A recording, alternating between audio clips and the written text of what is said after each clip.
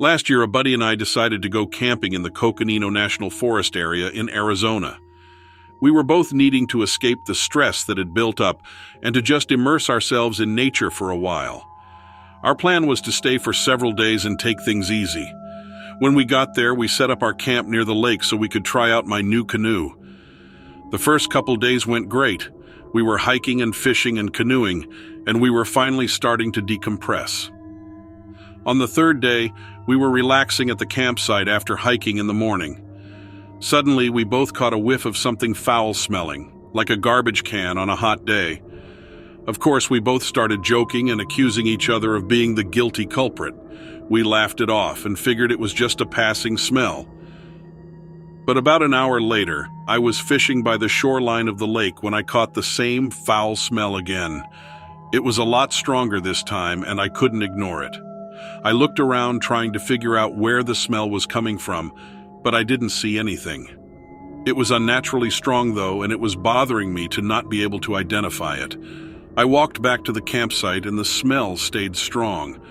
We looked everywhere around the campsite, but we still came up empty-handed. As the day went on, the smell kept coming and going. Then when we were cooking dinner later, we started hearing something that sounded like someone chopping wood a couple hundred yards up the hill behind us. It went on for about 10 minutes, with intervals in between, and we couldn't help but feel a little unnerved by it. We wondered who would be chopping wood at this time of night when it was so dark. The thing is, the chopping was coming from a wooded area where there were no campsites. We kind of wanted to investigate, but we decided it probably wasn't the best idea to wander into the forest at night. The chopping sound eventually stopped completely, and then there was this really deep silence that seemed to hang in the air.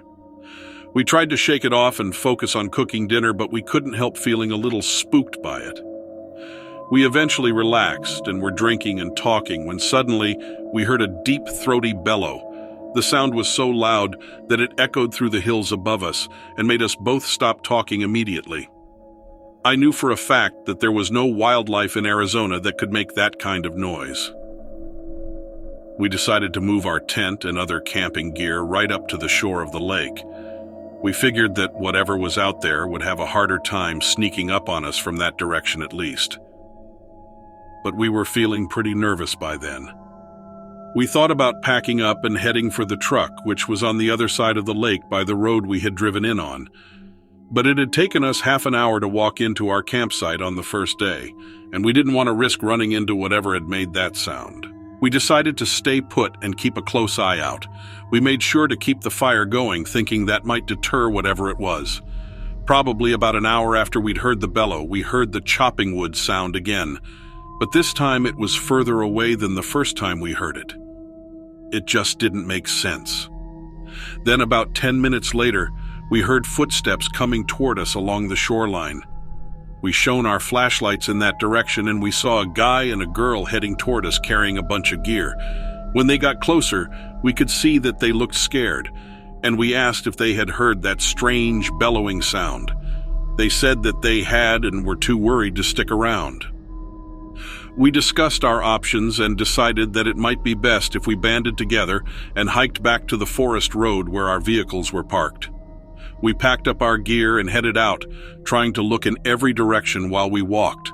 The whole time we were walking to the road, that foul smell was in the air again. It was seriously overwhelming.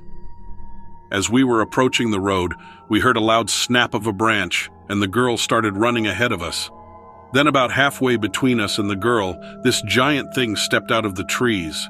It was like a 7-foot-tall ape covered with dark, shaggy hair. It was huge and really buff with these huge shoulders and chest and no neck.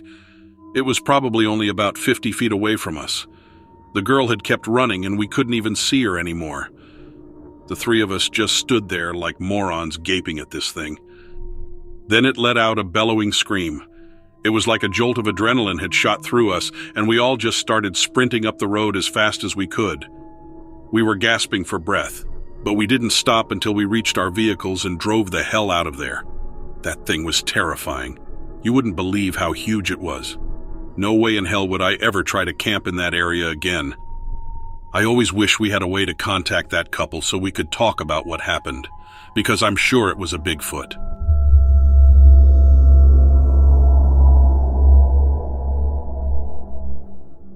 I'm a cop and I usually get put on the night shift with my partner, Jack. Our beat is usually pretty quiet.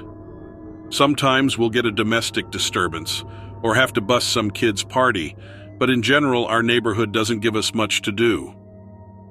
We had another heat wave this summer. People had their AC on full blast, basically from the end of April onward, and would short out their power. And most of the people in this neighborhood are seniors.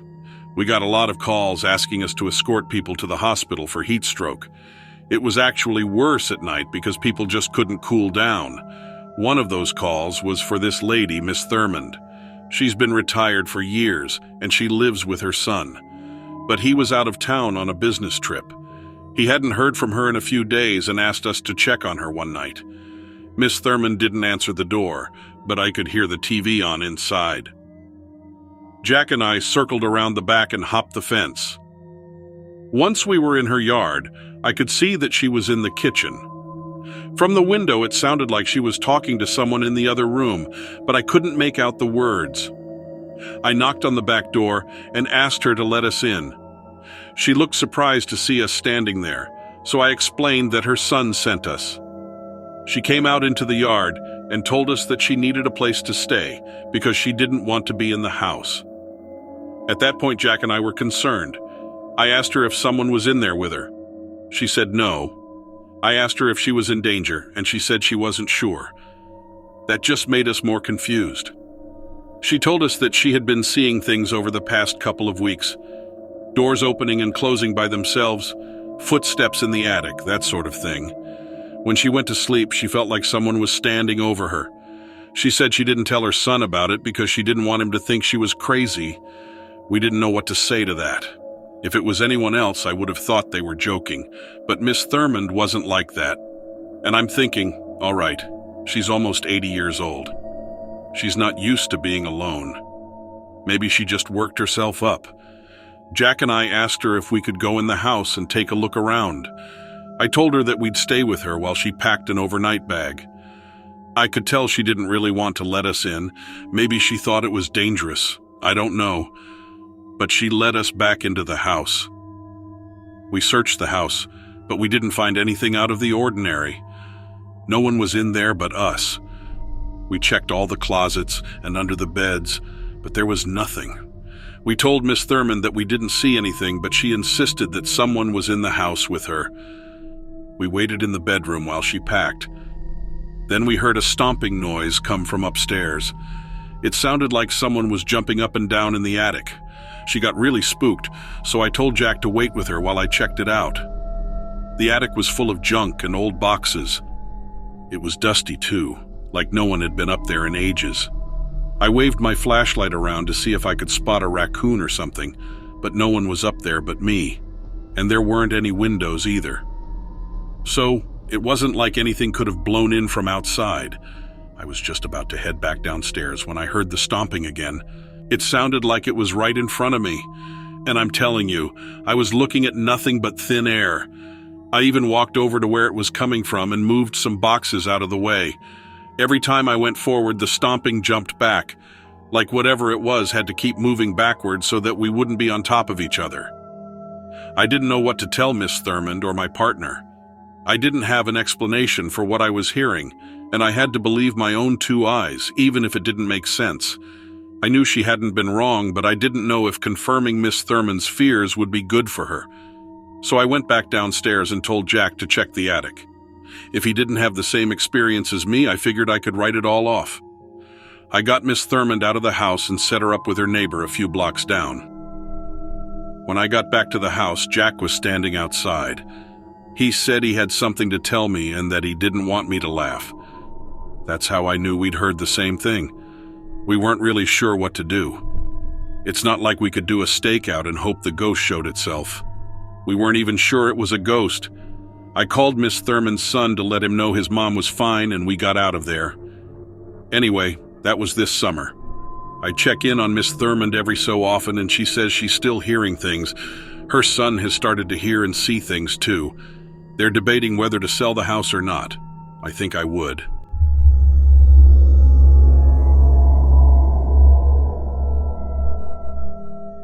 When I got married about 10 years ago, we decided to move out of the city and try living in a more rural area of New Hampshire. We found a nice new rental house in a quiet area. It was on a dead-end street, which sounded good to us. We'd been living on a street where people were always racing by going like 50 miles an hour. This felt like it would be a nice change. There was a huge property with a bunch of land behind it at the end of the street. We figured it would be nice to have some wildlife for neighbors. There were just a few other houses on the street. After we moved in, we met most of the neighbors, and they seemed nice enough.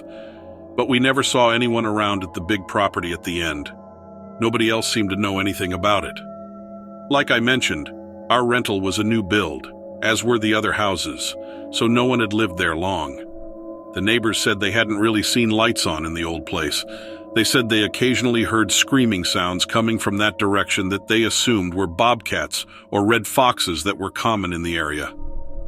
About 3 months after we moved in, we decided to adopt a dog. He was a little under a year old, and when we saw him at the shelter, we couldn't resist.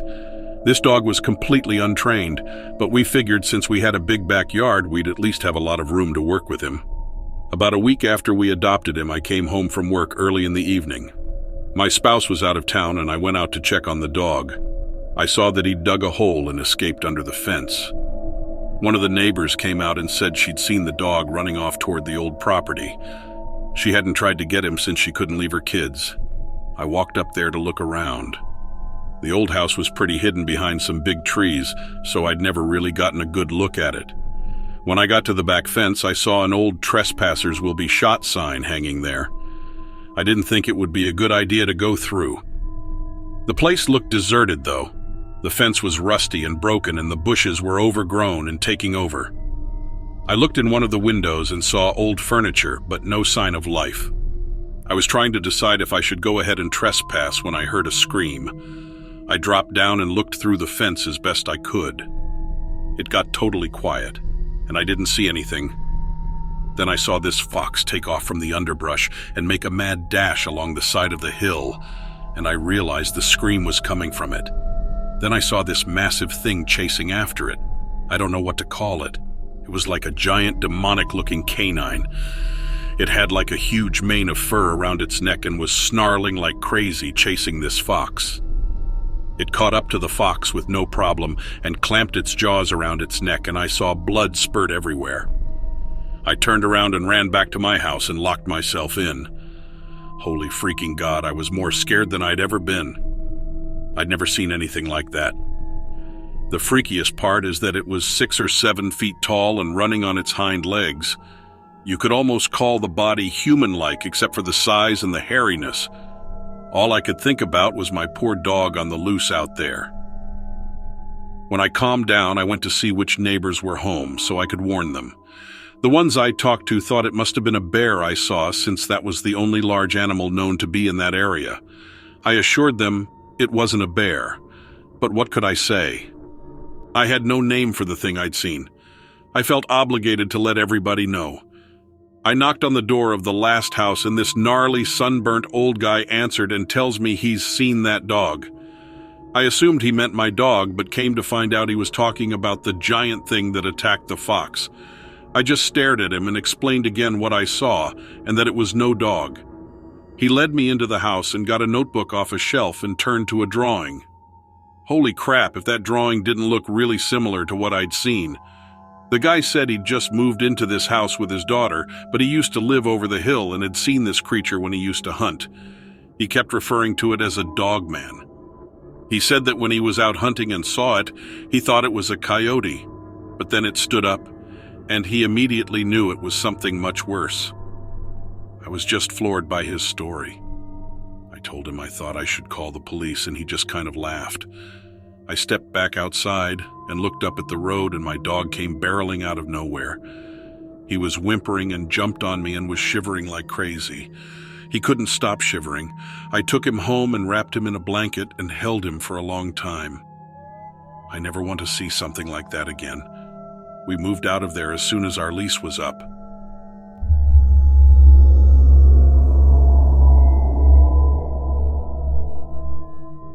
Camping is a big part of my life. I'm a Jersey boy not far from Trenton, so most of my life is a congested mess of traffic on the Garden State Parkway and stoplights as far as the eye can see.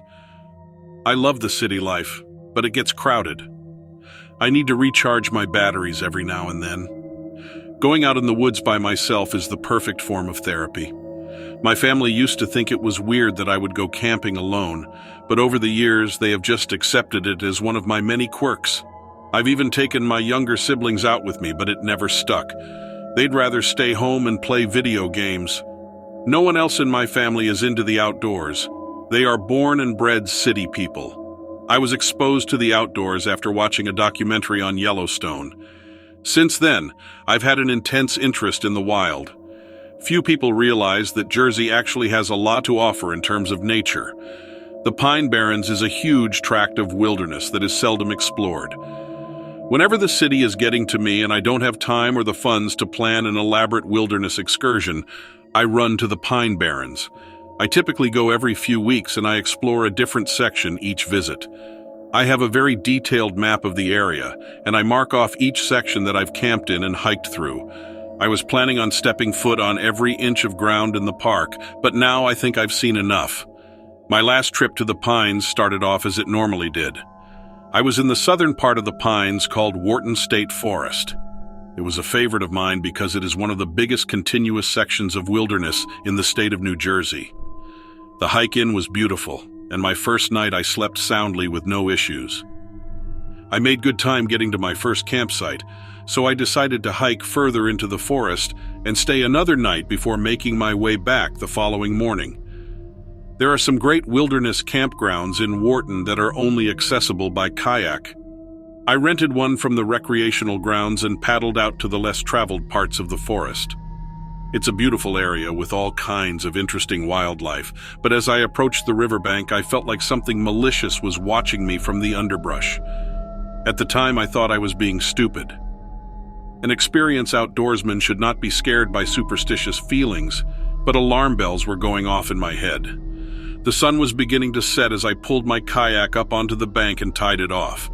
I caught glimpses of faintly glowing eyes in the dark out of the corners of my eyes.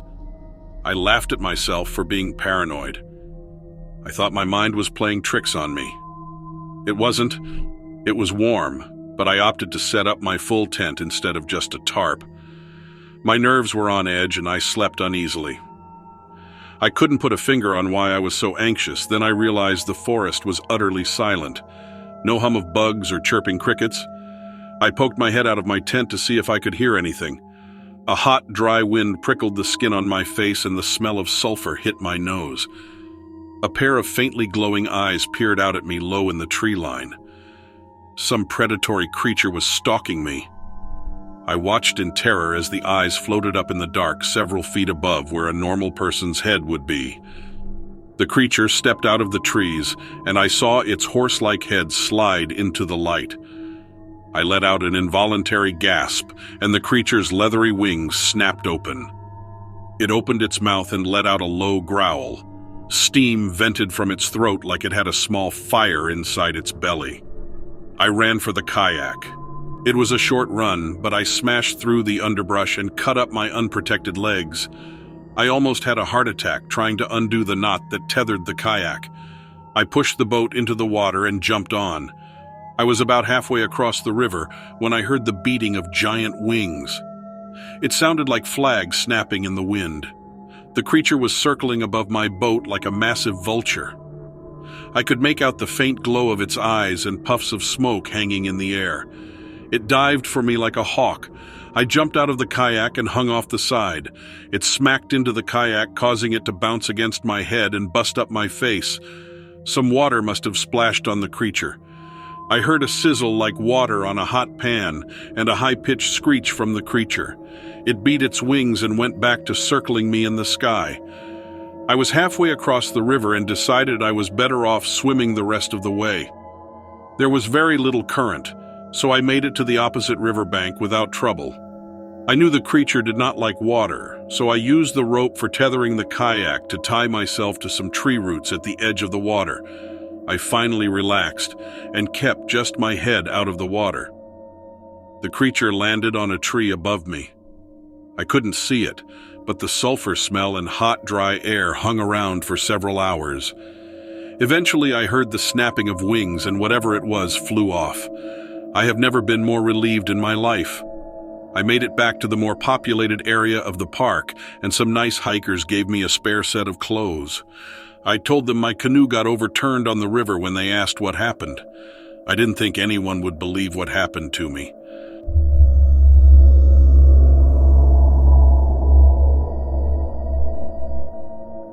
This happened last spring, and I've got proof that these creatures really do exist, but the authorities are trying to cover it up.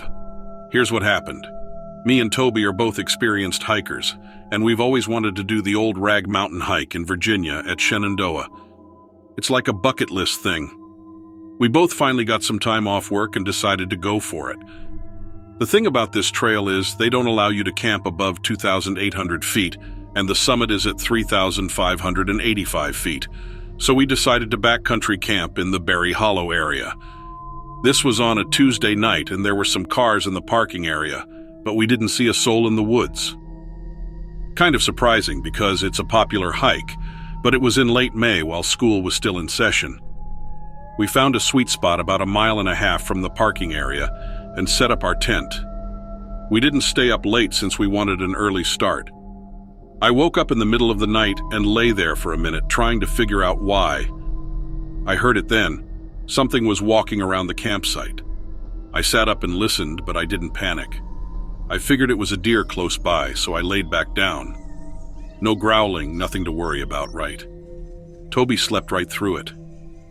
It went quiet after a minute, and I fell back asleep. I told Toby about it the next morning, and we both took a look around the campsite. There was an acrid smell in the air, and we figured maybe it was a buck marking its territory. That is, until we saw the prints in the dirt at the edge of the clearing. It wasn't hooves, it was feet. It almost looked like a raccoon's foot, but even bigger than my own foot, with claws at the end, but too skinny for a bear. There were only 4 toes, and they were kind of spread out like a bird's foot is. We looked at it for a minute, but it was kind of smudged, so we couldn't really say for sure what it was. We didn't worry that much about it. We were psyched to begin hiking. It's just over a 5-mile hike to get from where we camped to the overlook. You gotta go down Weekly Hollow Fire Road for 2.5 miles, then turn onto the Ridge Trail. From there, it's just shy of 3 miles to the overlook. It's real strenuous, though, and even though we were doing this midweek, we wanted to get started early in case it got crowded. So we walked for a ways, and everything seemed perfect. Great weather, nice woodsy trail. We carried day packs with snacks and water and stopped every now and then to take a break. When we turned onto Ridge Trail, it got more difficult. There's these areas in the woods where it's not obvious which way to go. We'd read in the guidebook to look for blue paint marking the way, but we didn't see many of those marks. Maybe that's only on the rocks above the tree line. I don't know. I was starting to think we got turned around. Then I saw a break in the tree line ahead, and I knew we were on the right track. I yelled to Toby we were getting close and to hurry up. He yelled back for me to go ahead and he'd catch up. He had to see a man about a horse. I cracked up because that was so like him. But I went on ahead, getting to the first ridge above tree line. It wasn't the summit, but all of a sudden you could see for a way, and it was amazing. Then I heard Toby scream, like not a yell, but a scream of pain. I ran back as fast as I could, yelling his name, looking back and forth on both sides of the trail, totally panicking. I saw his blue jacket through the brush off the side of the trail and ran to him. He was on the ground. He was bleeding and his jacket was all ripped. He was alive though, thank God. I thought it must have been a bear, and the hair on the back of my neck was all standing up as I yelled for help. Toby opened his eyes, and I could tell he was in pain. The blood wasn't spurting out, but it was slowly seeping, and I pushed away his jacket to look. He had a huge claw mark going down from his shoulder, across his pecs of the left. I yelled for help again and fished a windbreaker out of my pack, pressing it to the wound. He said something, and I couldn't understand it at first. Then I realized he was saying, "Picture phone." Then he passed out. I looked around and saw his phone and picked it up, putting it in my pocket, my mind going in a million directions. I needed to get help immediately, and there's no signal up there. I didn't think I could carry him out. I started yelling for help again, like every 5 seconds, and thankfully I got someone's attention. A dude came by and I shouted for him to get a ranger. My buddy's been hurt. There's a ranger stationed at the junction of Weekly Road and Ridge Trail. I checked and the wound was seeping blood, but I didn't think Toby was in danger of bleeding out. I kept one hand on the jacket, pressing down, and fished his phone out. I needed to see the picture. I was in shock when I opened the app and this picture popped up. It looks like a freaking dinosaur. This thing was in the woods here with us. I was totally freaked out, looking around, hoping it wouldn't come back. I didn't have to wait long for help to arrive, and I just said I didn't know what attacked him. I needed them to focus on my buddy at that point, and to be honest, I was doubting my own eyes. I wanted to look at that picture real good before I told someone about it. They got Toby to the hospital, and I looked at the picture again. Unbelievable. But the proof was right there. I hit share on his phone and sent a copy to myself. Then I showed the picture to the ranger who was there to take my statement. I told him that Toby had snapped it right before he was attacked. I also mentioned something had been at our campsite last night. Maybe this thing had been stalking us. I handed over the phone, waiting to see his face when he saw the creature. The dude totally shut down. No expression at all. He just said, okay. I need to hang on to this to show my supervisor. I said, what is that thing? And he just said they would investigate. Toby's okay. The biggest concern was infection, but they took good care of him. But you know what? The authorities somehow misplaced his phone. Yeah, of course they did. The official report says my buddy was attacked by a bear. It was a cover-up, plain and simple. I bet he already knew about that creature. And now you guys do too.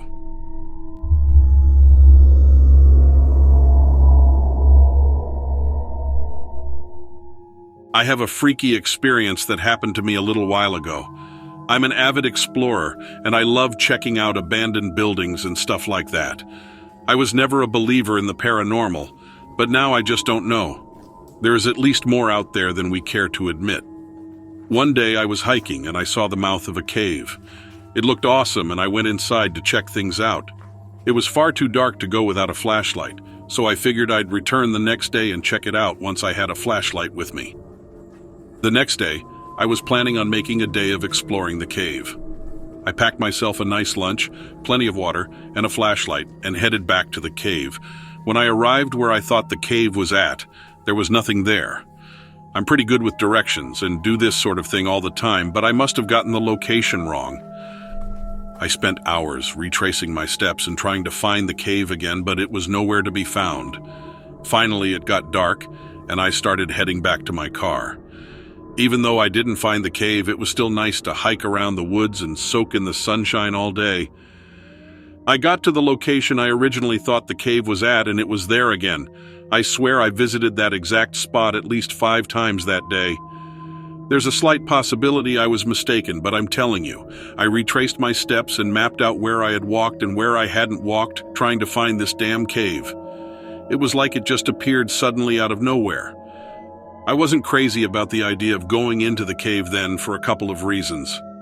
First, it was getting dark, so if bats chased me out of there or something, it would be more difficult to find my way out.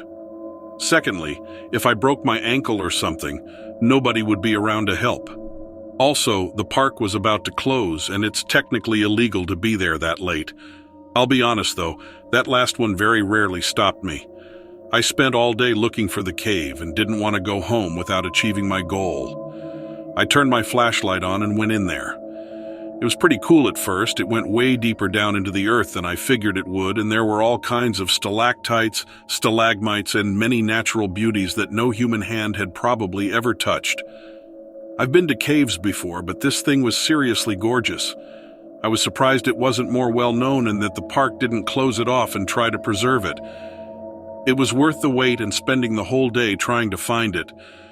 You could hear some serious echoes reverberate all through the cave. Every step I took, you could echo all around, and it was cool. I yelled a couple of times to hear how long it would take for it to return to complete silence. It was a lot of fun exploring the cave. I eventually got to this point where I couldn't walk on the rock anymore. It dropped off into this huge room. It was much bigger than my flashlight would allow me to see, but what I could see was amazing, and I could tell by the sounds of the echoes that it was huge. I started heading back, and I noticed this part of the cave that I didn't see before. It was a small opening that I had to sort of crawl through. When I got to the other side, it opened up to a small room with a hole in it. When I flashed the light at the hole, I saw huge glowing orange eyes. I freaked out and froze. There was a small gray-skinned creature that had arms and legs similar to a human, but much more gangly and spindly. Its head was much bigger than its small, skinny body. We just looked at each other for a little while, and then it picked up a rock. I was terrified and crawled back through the opening as fast as I could. I got the hell out of the cave as quickly as I could. Everybody I've told this to makes fun of me and says it's Gollum from Lord of the Rings, but it absolutely terrified me. In hindsight, going spelunking in caves alone is probably not a good idea. I've read stories of bears living in caves, so I guess I should consider myself lucky for not being mauled to death. But I wasn't able to find anything about creatures matching that description that dwell in caves. That nasty thing's glowing orange eyes are still burned in my memory, and I don't want to think about what it was about to do to me with that rock. I don't necessarily know if I believe in ghosts and stuff now, but I'm not arrogant enough to say outright that they don't exist. Nobody I've explained this story to has been able to give me a reasonable explanation for what I saw. Was it an alien? Was it some sort of demon? Did I discover some sort of new species of human? I have no idea, but I'm willing to admit that there are some strange things out there. After what I saw, I can't say with certainty that Bigfoot, the Loch Ness Monster, and aliens don't exist. I just want to know what I saw in that cave.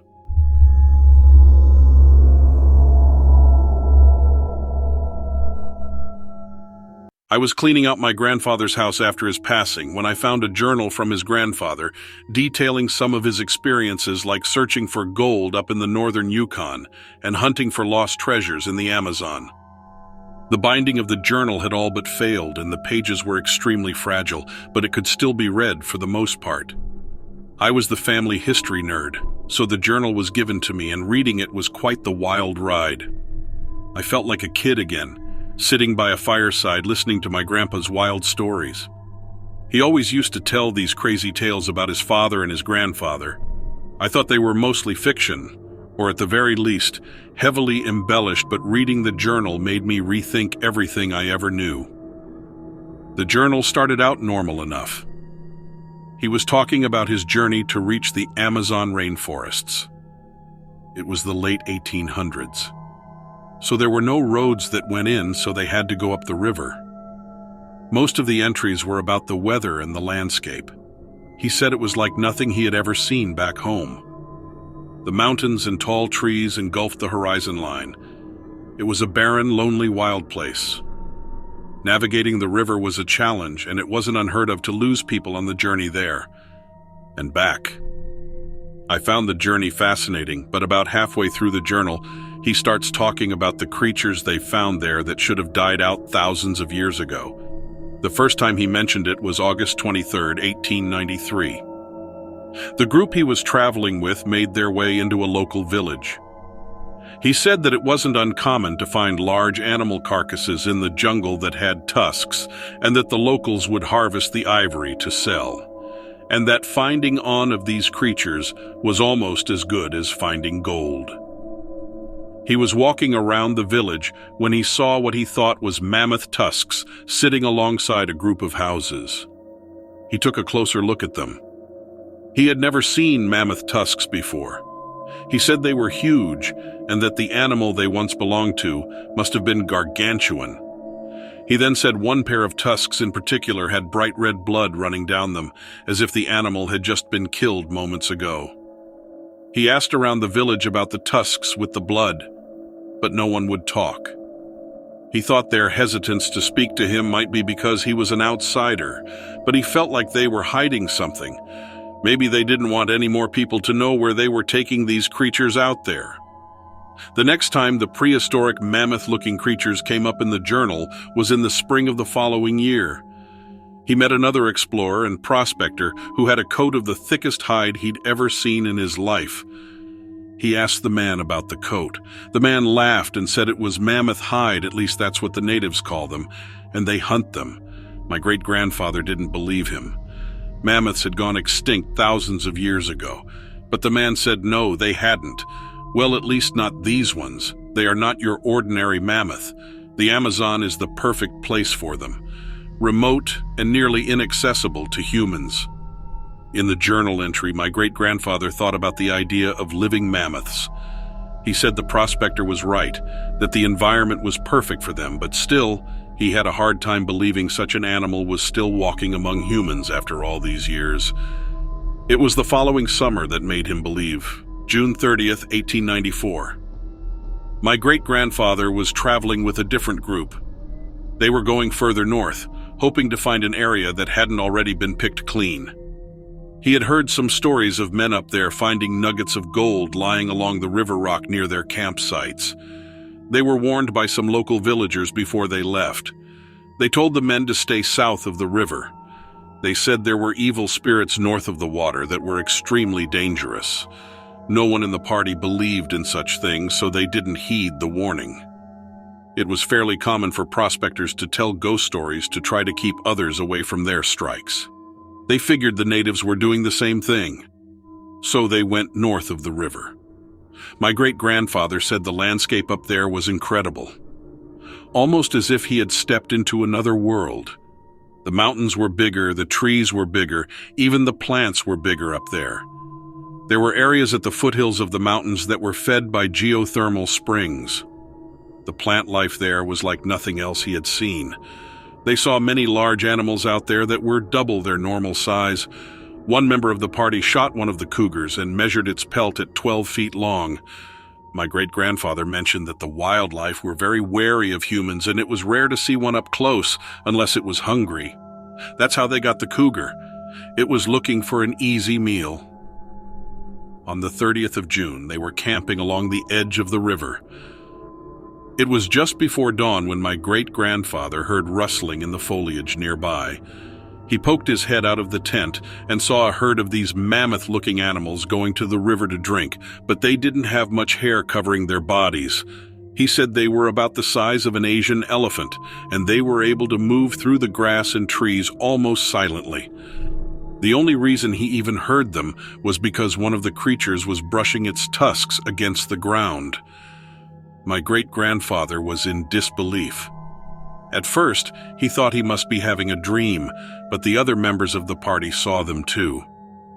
And then they realized why the natives didn't want them up there. They were trying to protect the animals. My great-grandfather thought that it was likely there weren't many of these creatures left. The party was in agreement that they should make their way south of the river and stay there.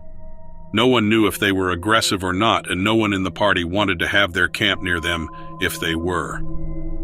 Everyone in the party had a gun for defense, but whether their guns could take down this creature was not something they wanted to find out.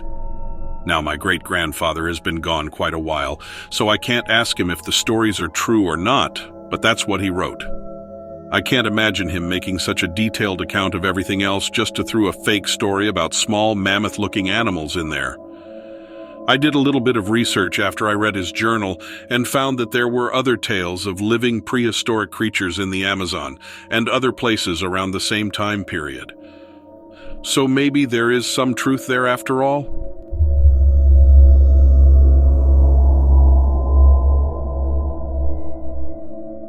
I worked as a clerk at a big hotel in Boston, Massachusetts. When I say big, I mean it's got 39 floors. I got the usual training, how to answer the phone, input reservations in the computer, magnetize key cards. But Mary Jo, who trained me, told me one weird thing. She said room 1313 is never given to a guest. I didn't ask why, because Mary Jo's one of those people. Like, you don't ask her questions. Besides, I figured it was just a superstition thing. 1313. Some old buildings don't even have a 13th floor. So I didn't think much of it, really. Just did my job. answered the phone, dealt with the cranky guests you'd expect. After a while, they put me on as night clerk. I wasn't surprised. I knew I'd been hired to work that shift, but they were waiting to have me fully trained first.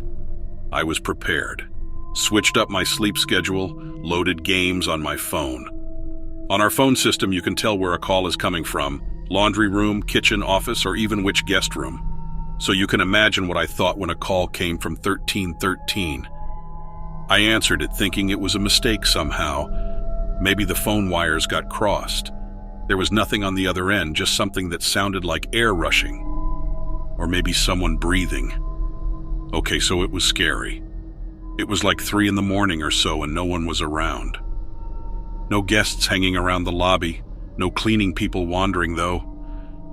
There's a security guard somewhere, but I didn't know where he was. I just hung up and sat there sweating. I kept telling myself it was nothing. A glitch. Whatever. Then the phone rang again. Room 1313. I let it ring 10 times and the answering service would get it. I couldn't help it. I had to know what was going on. I picked up on ring 9 and said the standard greeting. More breathing, but this time something else, like a pop noise. I put down the receiver, gently, like I was trying not to upset whoever was on the other end. I played games on my phone for a while and the security guard wandered by.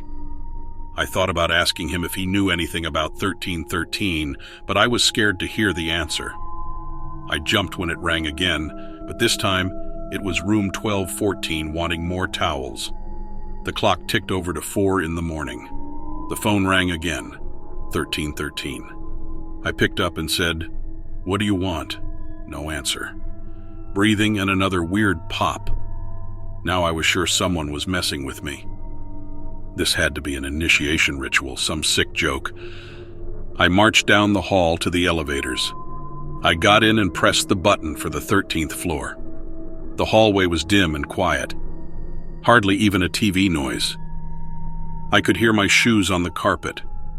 I stopped in front of 1313 and used the universal key card to unlock the door. I could barely make myself open it. But I had to know if it was a prank. The room smelled musty, but it looked like all the other rooms. Paisley carpet, white bedspreads, fake wood dresser. The phone on the nightstand was off the hook. My legs felt shaky as I walked over to it. I hung it up. As I left, I could see my hands shaking. I didn't think it was a prank, but when I got to the lobby, I called Mouse, the security guard. "Are you pranking me?" I asked him. "Are you the one calling from 1313? "No," he said. "Let me come to the lobby." He came a couple minutes later and leaned against the counter. "Room 1313 is haunted," he said. "Stop messing with me," I said. "It is," he insisted. "Weird stuff happens in that room. Why do you think they don't let anyone stay there?" "So, a ghost is calling the front desk," I said. "Why?" He went on to tell me about how 11 years ago a guest didn't check out on time. Housekeeping found her dead alone on the bed. No one knew what had happened. She hadn't been with anyone. No signs of trauma. Heart attack, undetectable poison, no one ever found out. "Okay, so what do?" I asked. Mouse shrugged and walked off. The phone rang again. 1313. I answered it. "What do you want? Breathing? Popping noises?" I hung up. Now I was completely tired of this crap. I went back up to the room. This time I was still scared, but more just mad. I opened the door. The phone was off the hook. I tore it out of the wall. Maybe it was my imagination, but the phone felt weird, almost like it was vibrating. I stowed it in the storeroom where we kept all kinds of extra crap. Phones, TVs, clocks. I went back to the desk. Now, people were starting to wake up because it was 5 in the morning. That made me even a little less scared. After a while, the phone rang. 1314. "Hey, man, I don't know who's in the room next door, but they got the TV turned up really loud," the guy said. 1313? I asked. "Yeah," the guy said. I went up there. Now, I was pissed. This ghost was really causing trouble. The remote control was on the bed. I was sure it hadn't been there before. I took the TV, the remote, and the radio. "Now what are you going to do?" I said. Yeah, I was talking to myself. Made me feel less scared. The stuff felt weird, though, the way the phone had, and it did make me scared. After that, though, everything was quiet.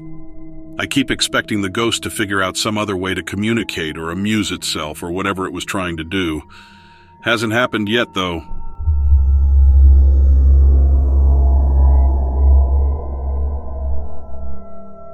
Every summer, I go to a new place and spend time away from everybody.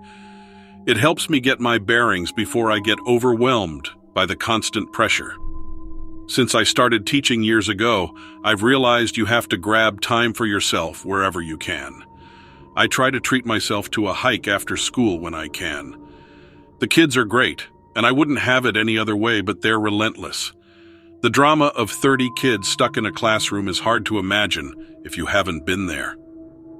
When the school year ends, I'm so wrung out that I go home and can't move for quite a while. I usually let myself be a total sloth and hope I come out of it soon, and I have too, obviously.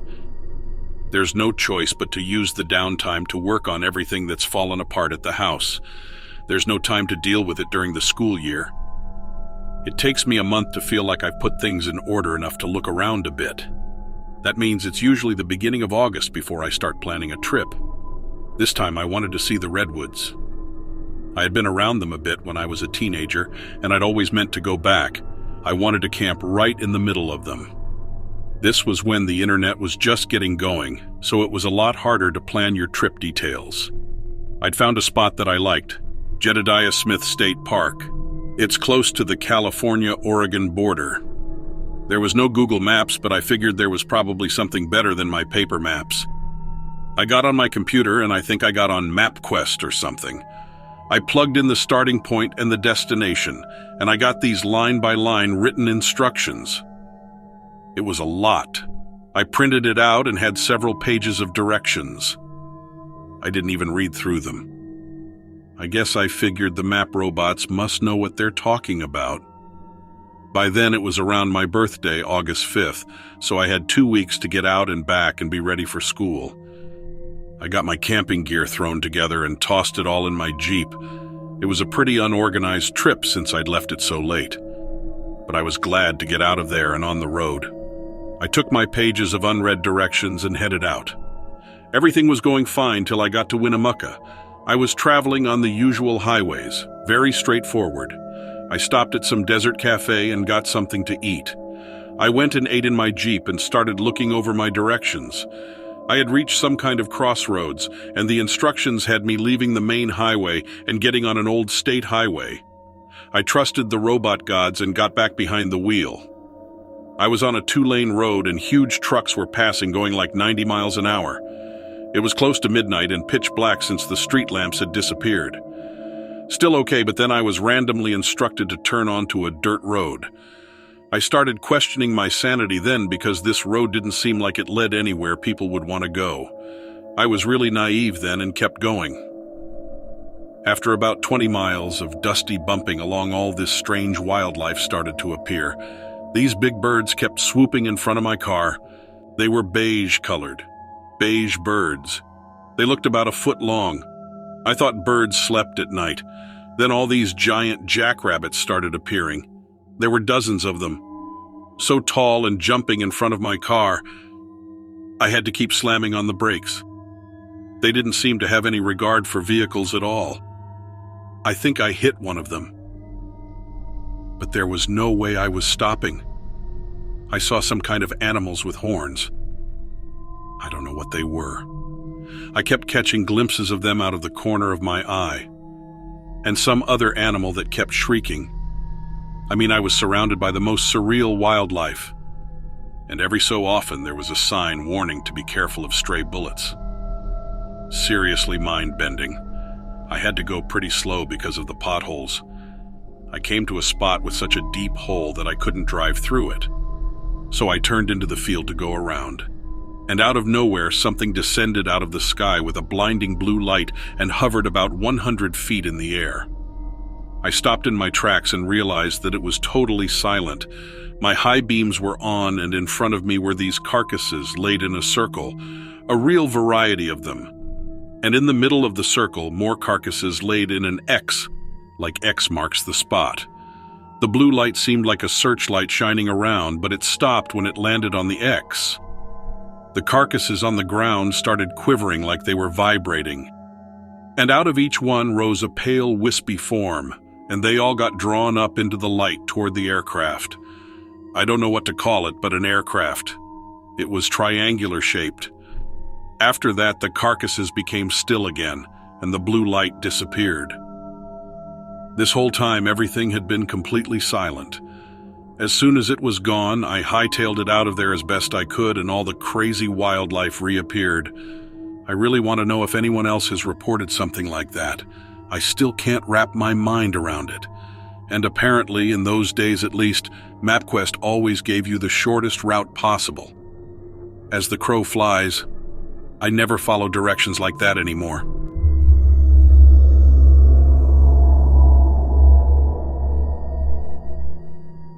Before I get into this, let me just say, I never had any belief in the supernatural.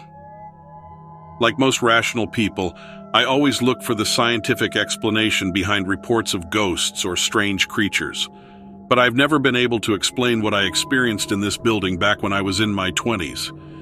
My friend and I had decided to start our own cleaning business near Cedar Falls, Iowa. For our first job, we were hired to clean up this old youth center which hadn't been used in about 10 years. The new owner wanted to reopen it and bring it back to life. The place hadn't been cared for during all those years while it had been closed. My friend Lou and I stocked up on some hardcore cleaning stuff and got right to work. It was hot as hell working in that old building in 90-degree heat, but we were stoked that we had gotten the job. We had to scrub every inch and corner of the place. It was musty and obviously had some rodents living there at some point, so it took a lot of elbow grease. It was going to be about a 2-week job. The place had 2 staircases. One was located in the middle of the building, and the other was off to the side. A few days into the second week, I was cleaning the side staircase, and Lou was working in the basement area where the bathrooms and pool tables and foosball tables were. I could hear Lou working away down in the basement. I was sweeping away on the stairs when I heard the bathroom doors in the basement slam shut very loudly, like when someone is in a rage and they slam the door. I called down and asked her why she was slamming doors. She came rushing up the staircase, all pale-faced, and said she didn't do it. Both bathroom doors on either side of the basement had slammed simultaneously. We went down together to see what was up, but there was no explanation. There was nothing down there that could have caused a draft or anything. We just couldn't explain it. The next day, we were both upstairs working in the library area. We were cleaning the bookshelves when we heard the pool tables being used. We heard someone break the rack and heard the balls rolling around. We thought that some kids had somehow gotten in and were messing up our cleaned basement.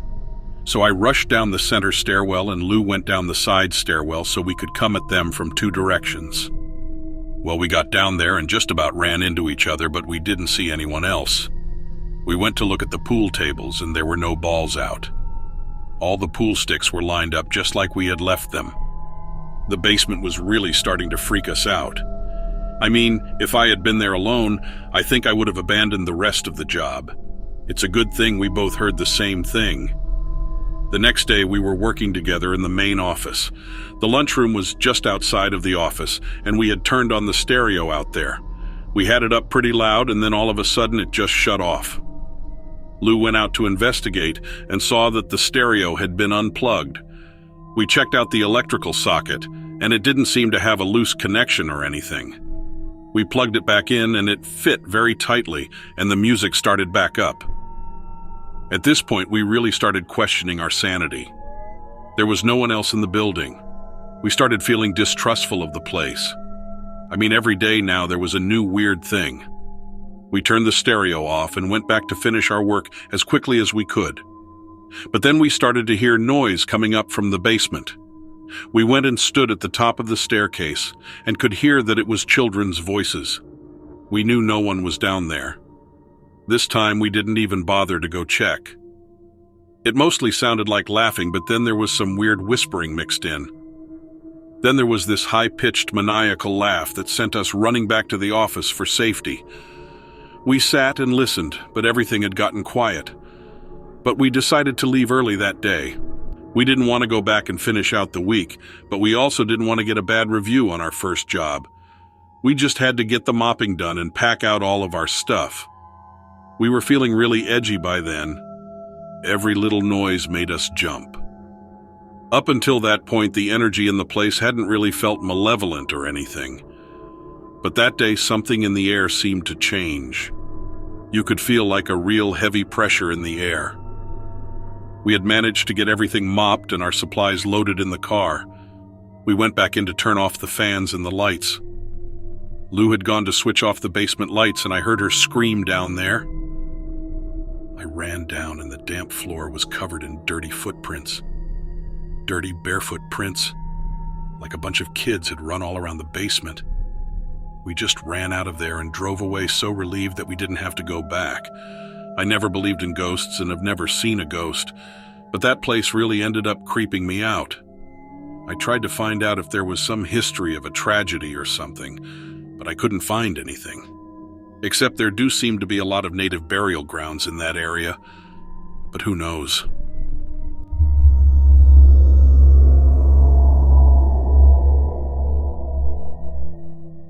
I do enjoy exploring the kinds of places where you would expect to run into things that go bump in the night.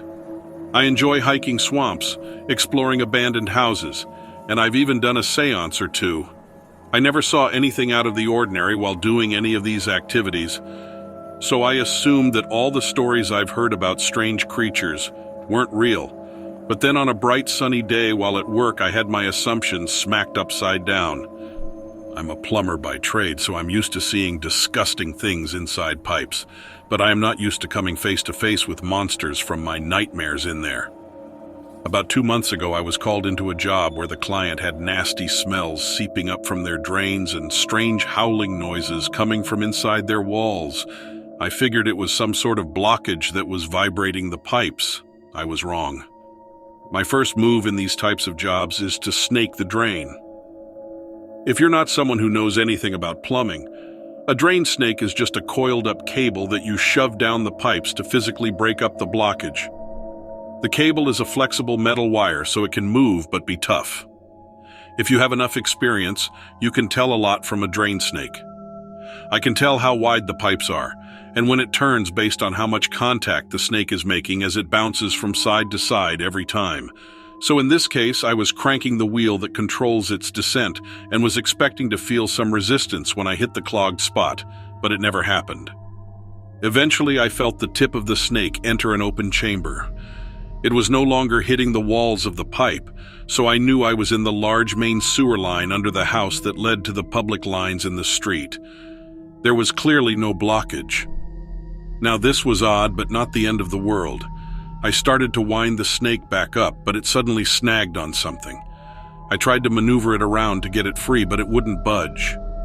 Then it was suddenly ripped out of my hands like it was a fishing pole, and a monster fish got my line. The crank on the end of the snake was too big to get pulled into the drain, so it rattled around the sink while whatever was down there was ripping the cable around. Eventually it came to a stop, and I tentatively and slowly coiled the snake back up. The homeowner had come into the kitchen at this point because he heard the commotion. I told him what just happened, and we both stood there dumbfounded as I pulled the tip of the snake out of the drain to reveal that the cable was frayed like it was gnawed on by something with a tremendous bite force. The homeowner looked at me and said, "What does that mean?" I said, "First time I've ever seen that happen." He asked me what we should do next, but I didn't answer right away. I was both confused and concerned by what had just happened. He asked me again, and I snapped out of it. I then told him about our video drain inspection service. We have a special cable with a camera at the end that we run down the main sewer line of a house when we suspect there is a crack in the pipes or tree roots pushing into them. It's basically a colonoscopy for your house, and it ain't cheap. He was getting suspicious of me now. I could tell he thought I did something funny with the drain snake to get him to pay for a more expensive service. However, I told him he could have the video drain inspection for free because I wanted to know what the hell was down there. So, we both walked outside and grabbed the video unit. Now, you might have seen at some point a white PVC pipe with a cap sticking straight up from the ground in your yard. That's the access point for your house's main sewer line. I found his and ran the video cable down into the pipe and all the way out to the main line under the street. Everything was pretty standard. The pipes didn't show any signs of cracks or blockages. I was about to give him the all clear, even though it had me even more confused, when I saw something move. The pipes are dark, and the camera doesn't produce a crystal clear image, so it can be hard to make things out. But the camera was picking up something moving around in there, and it didn't have the shape like any creature I could think of. So I snapped a grainy picture on the machine before there was a massive yank on the end as the creature discovered the cable and ripped it to shreds. At this point, I told the client to call the city sewer guys to figure it out. But I will regret that decision for the rest of my life. I saw 2 weeks later that 2 city workers were found dead at the bottom of a manhole. This was in 2019. They still haven't figured out the cause of death, and the newspaper were very light on the details. I wanted to reach out to the customer and ask if anything else happened under his home, but I was too ashamed and felt guilty for sending those city workers down there, even though that is exactly what anyone else would have done. I try to tell myself that it's not my fault, that someone would have eventually had to go down there to clean the sewers, but it doesn't help. We always think of unknown creatures being hidden in the remote places of the world or being far away from humans, but what could be more remote than the sewers below us? Who's to say that some nightmare creature couldn't wander into our pipes and find itself at home?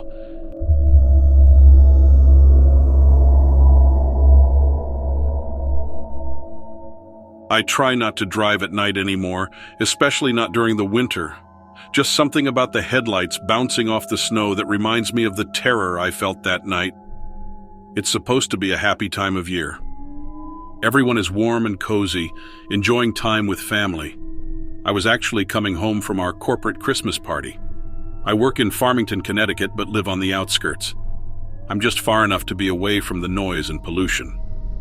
There's lots of farmland and some people own property out here for hunting. It's a longer commute, but worth it to me. I've thought about moving back into the city. Maybe that would help my paranoia. I don't know exactly what I saw.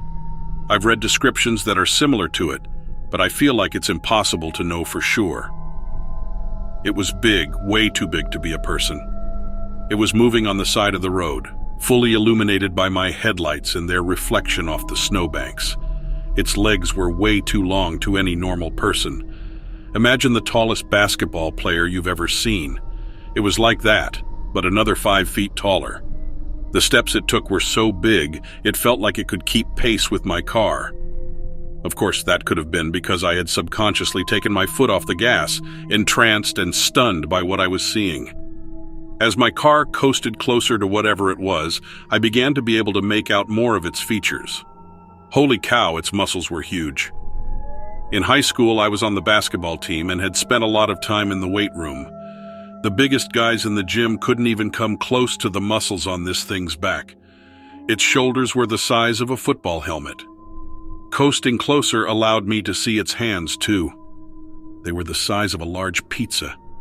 In one of its massive hands, it grasped something bloody. I couldn't tell exactly what it was, maybe a deer limb or something. A white bone jutted out of the mass of fur and blood. Something red and oozing trailed behind the massive figure. At this point, I realized that I wasn't accelerating. I was absolutely terrified. I couldn't think or breathe, and my brain struggled to figure out how to get my foot back on the gas pedal.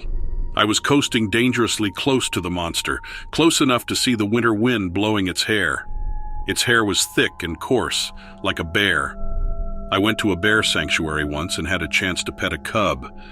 Its hair was so coarse and black. It looked just like the bear cub's hair, but I knew for sure this was not a bear.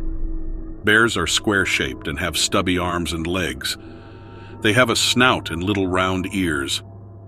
This creature had a triangular humanoid torso, and its limbs weren't anything near stubby. Its arms were probably as long as my entire body, and one of its hands was still grasping that bloody, fleshy mass. My foot found the gas just as I pulled alongside the beast. I couldn't jam the pedal down fast enough. The beast turned its face toward me, and I saw its eyes. They were big, yellow, and forward-facing.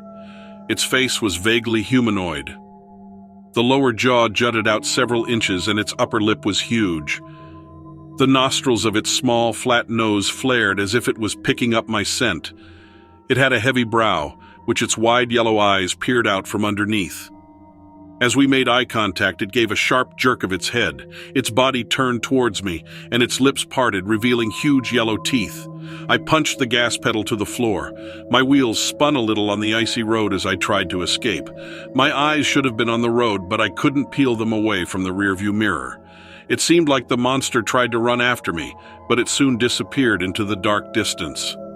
When I got home, I could hardly convince myself to get out of the car. I have a small carport that is a few feet from my front door. I'd literally only need to take 6 steps, but that felt like the most terrifying thing I could imagine. I was positive that if I stepped outside of the safety of my car, I'd immediately get snatched and become the bloody mass it gripped in its massive hand. I finally got my courage up and sprinted up my front steps. I fumbled a lot with the keys and even dropped them. Every second my heart beat faster and my head swiveled back and forth, checking to see if the 12-foot mass was approaching behind me. As soon as I got in my house, I slammed the door and locked it. I shoved my couch in front of the front door and my dining table in front of the back door. I didn't have any weapons in my house, just a can of pepper spray. I didn't sleep that night or the next. In fact, I've had a lot of trouble sleeping every night since. Like I said, I try not to drive at night anymore. I try not to go out at night at all. I put my trash out long before the sun sets. I bought a shotgun from a local farmer just in case it ever finds me.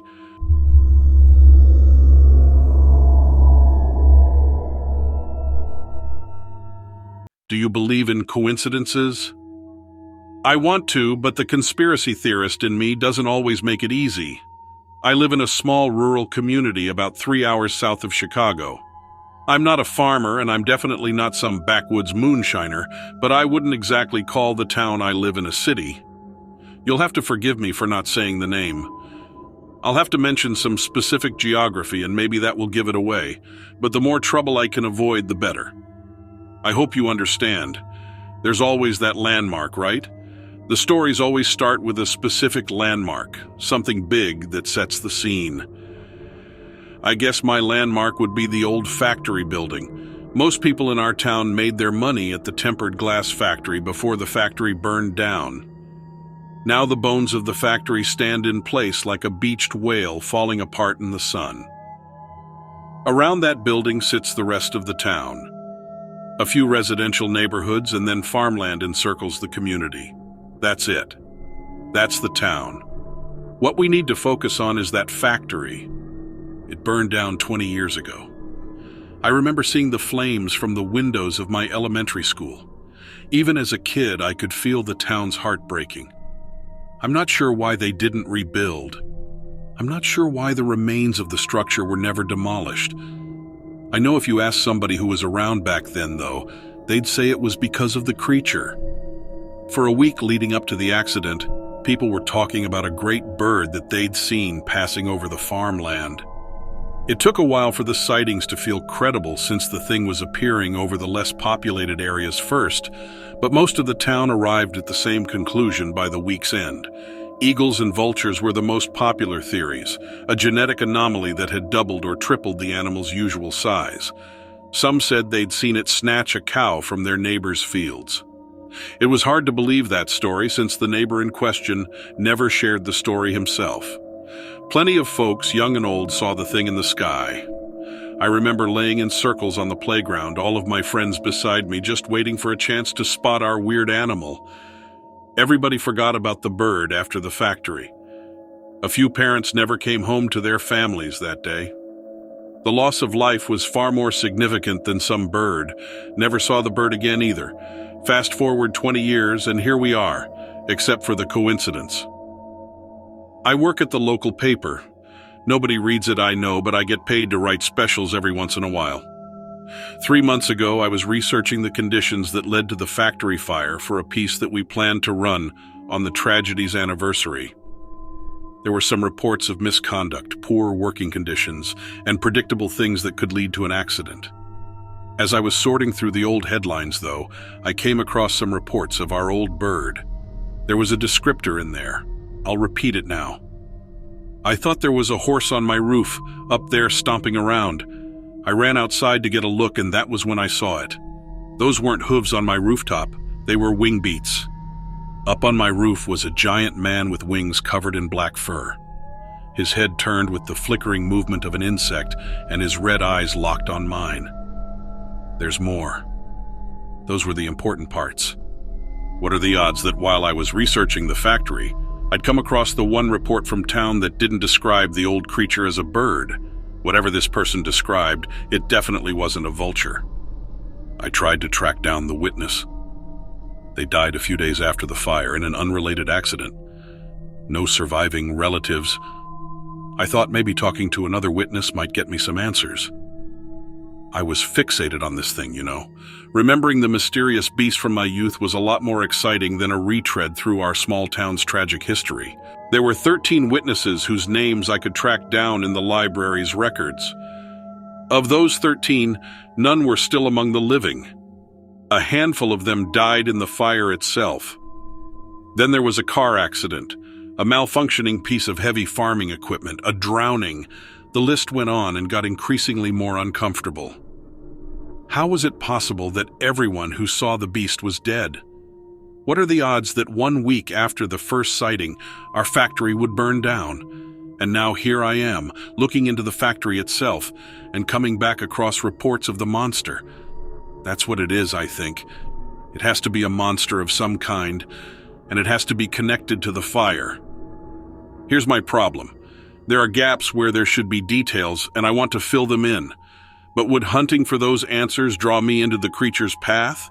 If it's still out there, and I see it, is my name the next on this list? I can't bring myself to look up anymore, not when it might be there.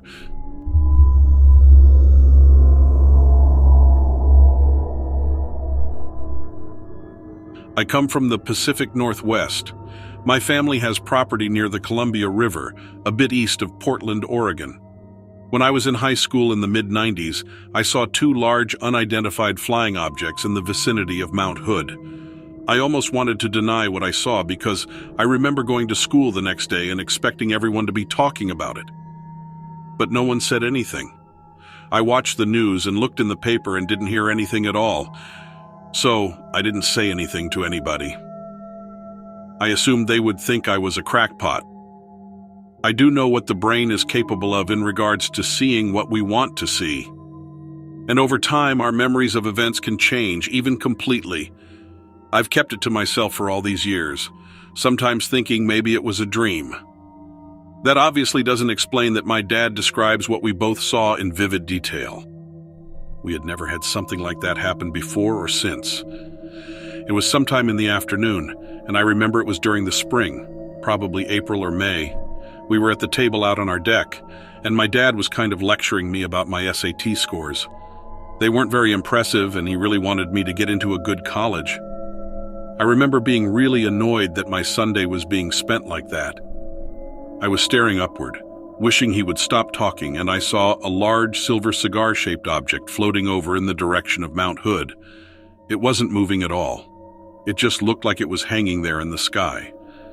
My first thought was that it was some kind of replica of one of those big blimps, like the old hydrogen ones from the early 1900s. My dad saw it right after I did, and I think we both thought it was one of those advertising blimps.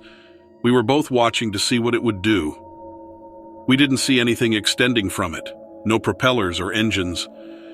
There didn't seem to be any windows. There was no writing that we could see to give us an idea of what it was. It started becoming apparent that it wasn't a huge balloon or anything inflated because it was so still. It was a breezy day with some clouds passing over. So, it didn't seem to be affected by the wind at all. My dad went inside to get my mom to come see it.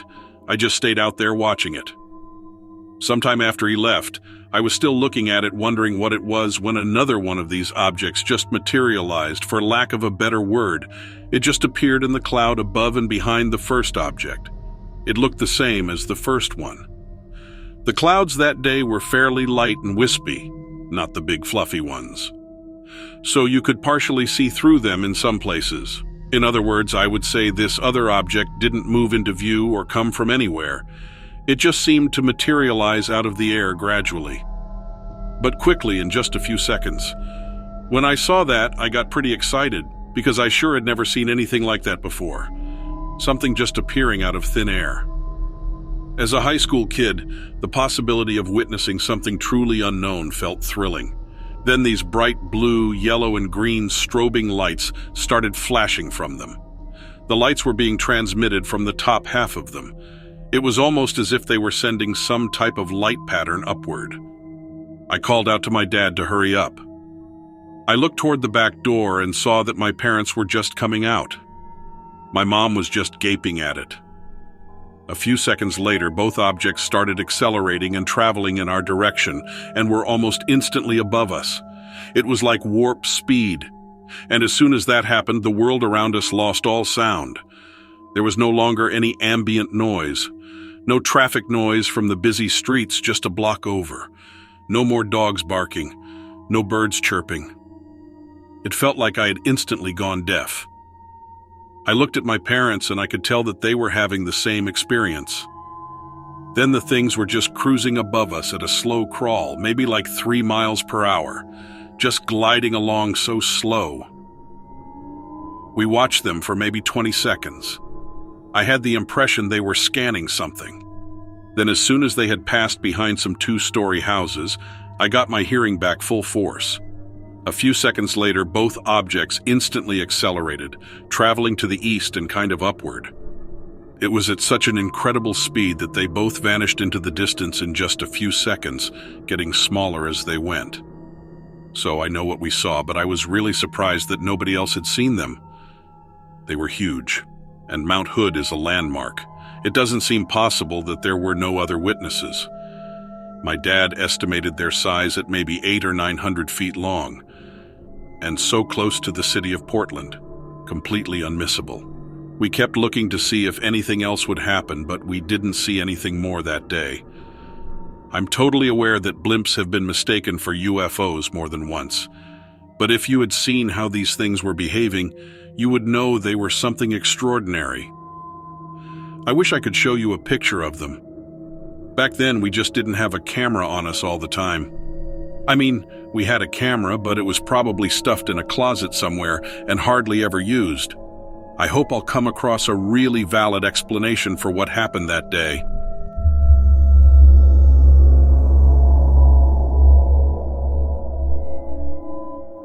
I had this experience when I was a kid has always really haunted me, because nothing about it made any sense. I grew up in rural Illinois, so I had always been used to country life. But when I was a teenager, I went to house sit for my grandparents. They lived in the middle of nowhere, Illinois. It was at least an hour away from anyone I knew. I wasn't all that excited about being alone, but the money was good, and I had actually begged them to let me do it. When I got there, I got the house all locked up and the curtains closed so that I'd feel secure in that remote location. All there was to see in any direction was corn, pretty much. I got settled in and was trying to get some of my school assignments done. I started to hear something that sounded like the back door knob jiggling, but I convinced myself I had imagined it. But then a little while later, I heard a definite sound of something whimpering outside. At first, I thought it was one of the cats, but then I realized it sounded more human. I tried to peek through the curtains, but I couldn't see anything at all. The crying kept getting louder and sounded more and more like a person. It actually sounded like a kid to me. I decided I had better find out if someone was lost out there or something. I opened up the curtains all the way and saw that a girl was lying on the deck crying. I unlocked the door and threw it open. But as soon as she heard me, she jumped up and started shrieking while looking me right in the eye. I was really taken aback, but I wanted to help her. At that point, the little girl's face started changing, and it looked like it aged about 100 years in the space of a few seconds. I know that sounds impossible, but it was like watching a time-lapse film. She suddenly looked like an old hag, and she didn't really look solid. It was like I could almost see through her. I slammed the door shut again and locked it and ran into the kitchen. I didn't know what to do, so I called my dad and told him he needed to come out there. Even though he had told me when I took the job that I better be sure I wanted to be out there alone. He said he would come, but said I was probably psyching myself out about a random old woman. He told me to go ahead and call the police just in case. While I was calling, the woman started banging on the window. I thought for sure she was going to break it. When I hung up the phone, I went and hid in the pantry. It had a door with a little window so I could keep an eye out. Plus, there were knives in there. Not that I thought I could actually stab somebody. I was going to have to wait a while because the police station was so far away. It was really freaking me out that she was banging on the window so hard like that. But after a while, the banging stopped, and it was completely quiet. I couldn't stand to just stay sitting in the pantry. I came out really quietly to peek out of the curtains. Her face was right there staring at me. But it was the face of a little girl again.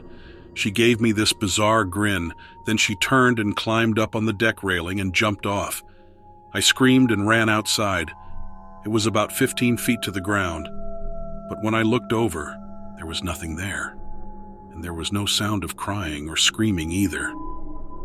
Eventually, a police officer showed up, but he didn't seem to take me very seriously. I mean, I'm sure the story I was telling sounded really out there. He did about a 10-minute sweep of the property and said he couldn't find any threat. It was a big farm with outbuildings and acres of corn, and he barely shone his flashlight around a few of the closer sheds. At least he agreed to stay with me until my dad got there. By the time my dad showed up, it was getting pretty late.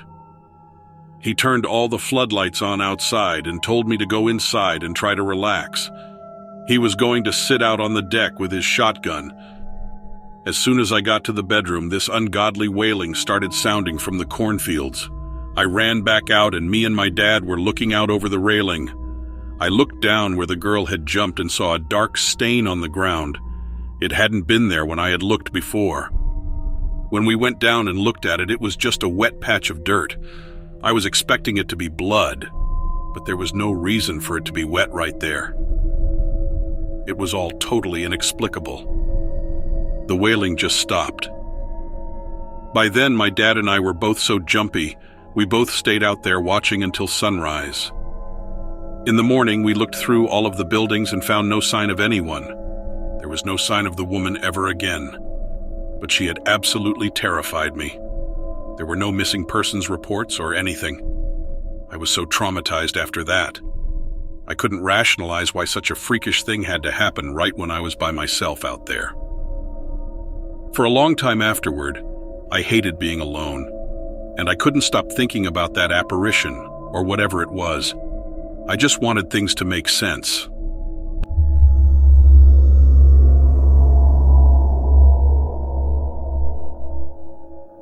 I just moved from Montana to Kansas, but soon after I got here, seemed like Kansas wasn't Kansas anymore. My family and I had a ranch out in Montana, and my parents had one in Kansas. My dad died suddenly of a heart attack. We left our oldest kid, who's 22, to run our Montana ranch and moved the rest of the family to Kansas. I'd been there before, of course, because we visit every Christmas and sometimes another time or two during the year. My mother moved into town, which she'd been wanting to do for a long time because she really wasn't that into ranching life, so we got her house. As soon as we got there, Carrie and the kids started setting up the house. I had to go check on the cattle because I knew that the hired hands had been taking care of them, but Dad would have wanted me to supervise. Right away, I saw that they were in the small pasture by the barn. I thought that was weird. Dad always moved the cows and calves to the summer pasture in late spring after the calves were weaned. I asked the farmhands why they weren't moved, and they all shrugged. I kind of felt like they knew something, but they didn't want to say. Thing is, there's no point in feeding hay to the cattle in summer when there's pasture grass for them to eat. I got the hands help me get the cattle into the stock trailer, and we drove them out to the pasture. When we got there, I noticed that Dad's electric fence wasn't working. He had a little setup with a battery hooked up to a solar panel. I fixed it while the hands got the cattle from the truck. Nothing looked different about the pasture that I could see, but I wished I knew why Dad wasn't using it. By the time we were done with all that, it was getting dark, so we headed back.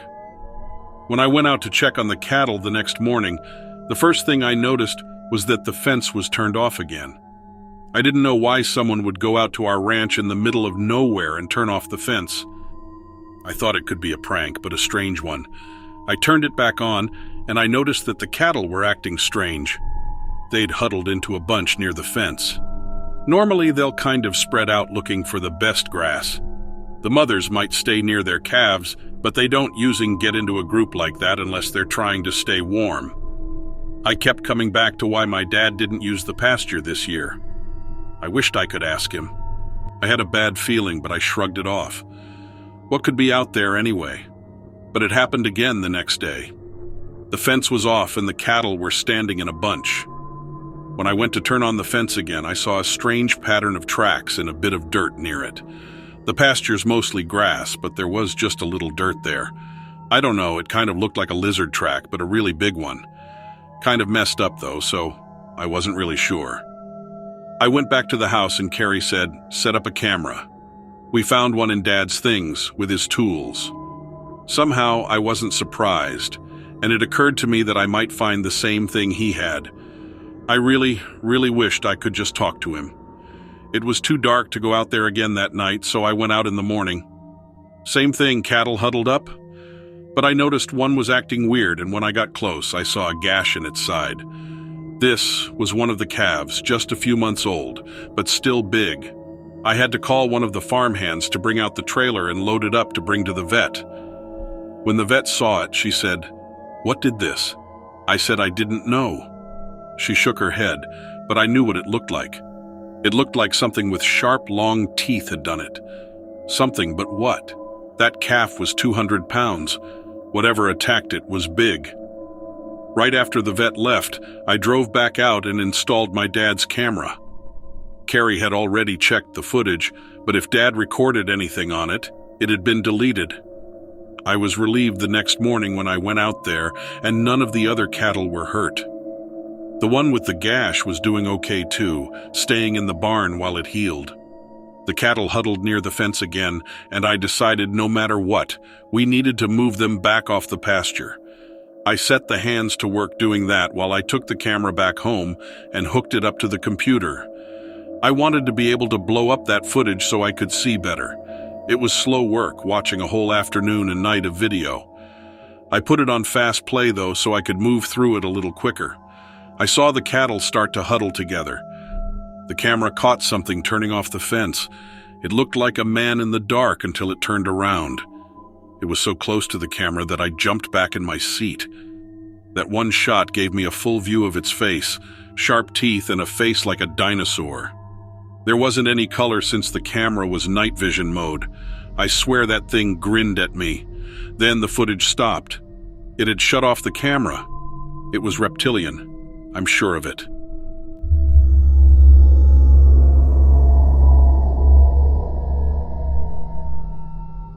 When I first got out of the Army, my family and I bought a small acreage on the Michigan countryside. We wanted to be closer to family and thought it was the perfect place to finally settle down and put down roots. My spouse and I had 3 children, 2 sons, ages 3 and 7, and in the middle was our 5-year-old daughter. They were tickled to death to be able to live in such a big house with so much room to run, and there were virtually no predators or things we needed to be afraid of out there. Aside from a few wolves, which generally kept their distance from homes, we didn't have any venomous snakes or anything else in the area to be scared of, so the kids were free to run in and out of the yard as much as they wanted. One night, as we were getting ready to settle everyone down for bed, we had the back screen door shut, but the main door wide open.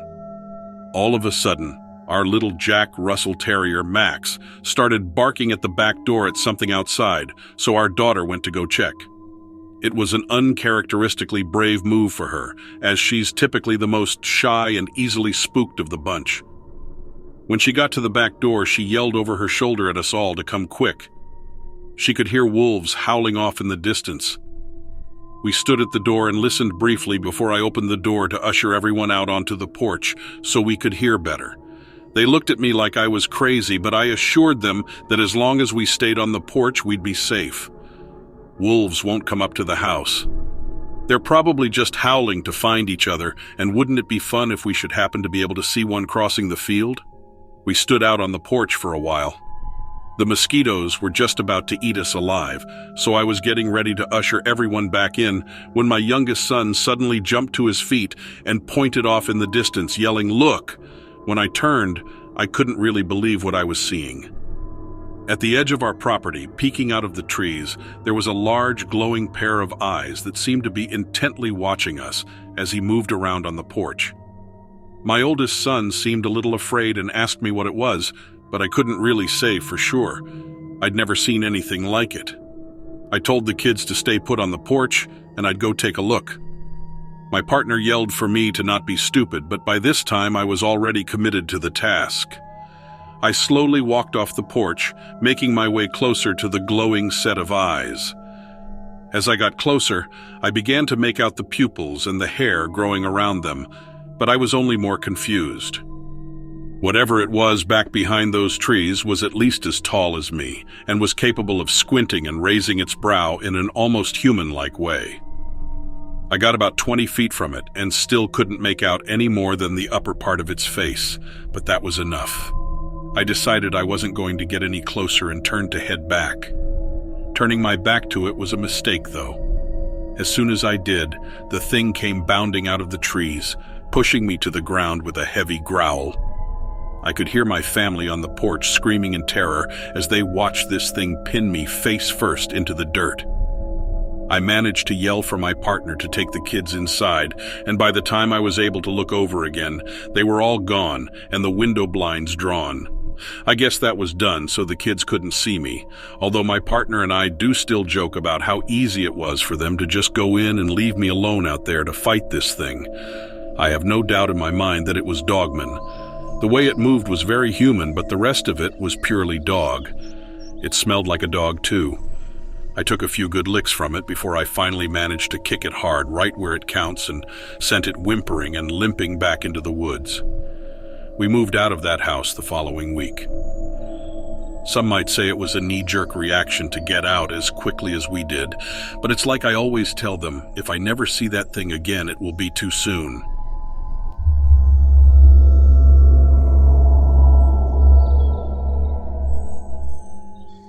It's become clear to me that the end of days is upon us. I have committed many sins in my lifetime, and I pray I will be forgiven. I feel I was given a glimpse into what lies ahead for those of us who remain unrepentant.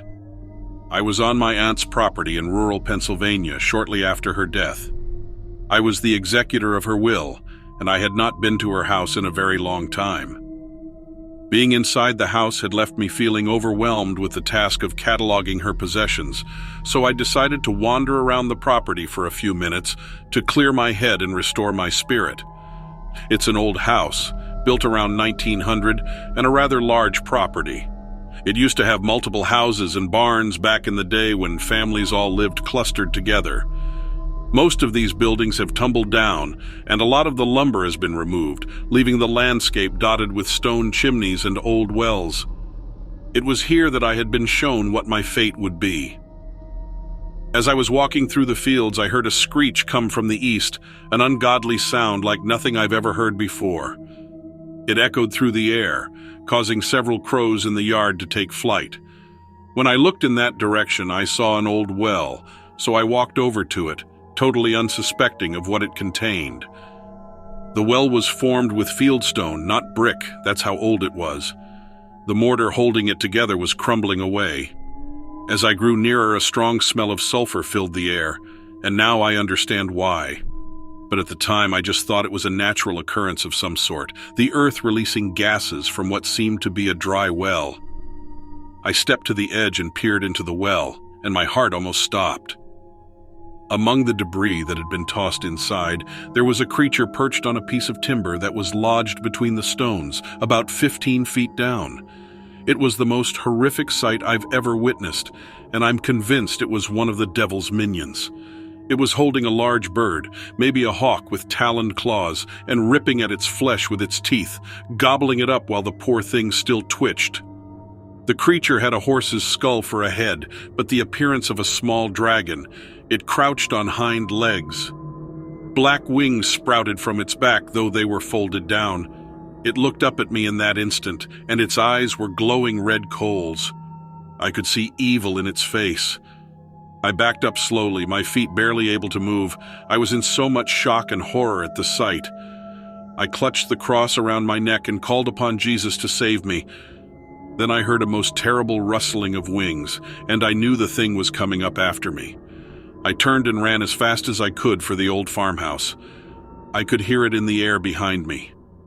It hissed as it dove down near to my head, and I cried out in terror, feeling the whoosh of air as it almost managed to nab me. I was panting out the Lord's Prayer as I ran up the steps and in through the door, slamming it behind me. My heart was beating so fast I thought I'd have a heart attack. Then I remembered the back door was where I'd gone out, and I'd left it with just the screen door shut.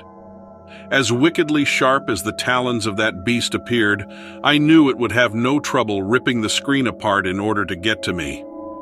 I ran through the living room and kitchen and slammed the back door shut, locking it. I looked out the windows but couldn't see it anywhere. Even going back to the living room, which faced the well from which it had risen, I could see nothing. It was like it had vanished. I got down on my knees then, on that dusty, hard floor, and gave thanks to the Lord for sparing me. I promised to change my evil ways and follow him if he would give me another chance. A scratching sound had me stumbling over my prayers, and I jumped to my feet, looking around me, wondering if it had managed to get in the house somehow. More scratching nearby, and I was shaking in terror. Then I suddenly realized where the sound was coming from. The chimney. This farmhouse had a big chimney, the way they built them 100 years ago. Somehow the demon knew it could gain entrance to the house by way of the chimney. The scratching sound was moving slowly down from the ceiling, and I knew it was only a matter of minutes before I'd see that terrible helper of Satan appear in the fireplace. I ran, grabbing my keys and my purse from the foyer table as I flung open the front door, praying the creature was lodged deep enough inside the chimney that I could make it to my car in time. By the grace of God, I did just that. Got in my car and got out of there as fast as I could, reciting the Lord's Prayer until I was 10 minutes down the road. I pulled off to the side and called a coworker friend who's always been devout, and we prayed together while I drove back to town. I know this creature was shown to me so I could spread the word. I now believe that evil lives among us.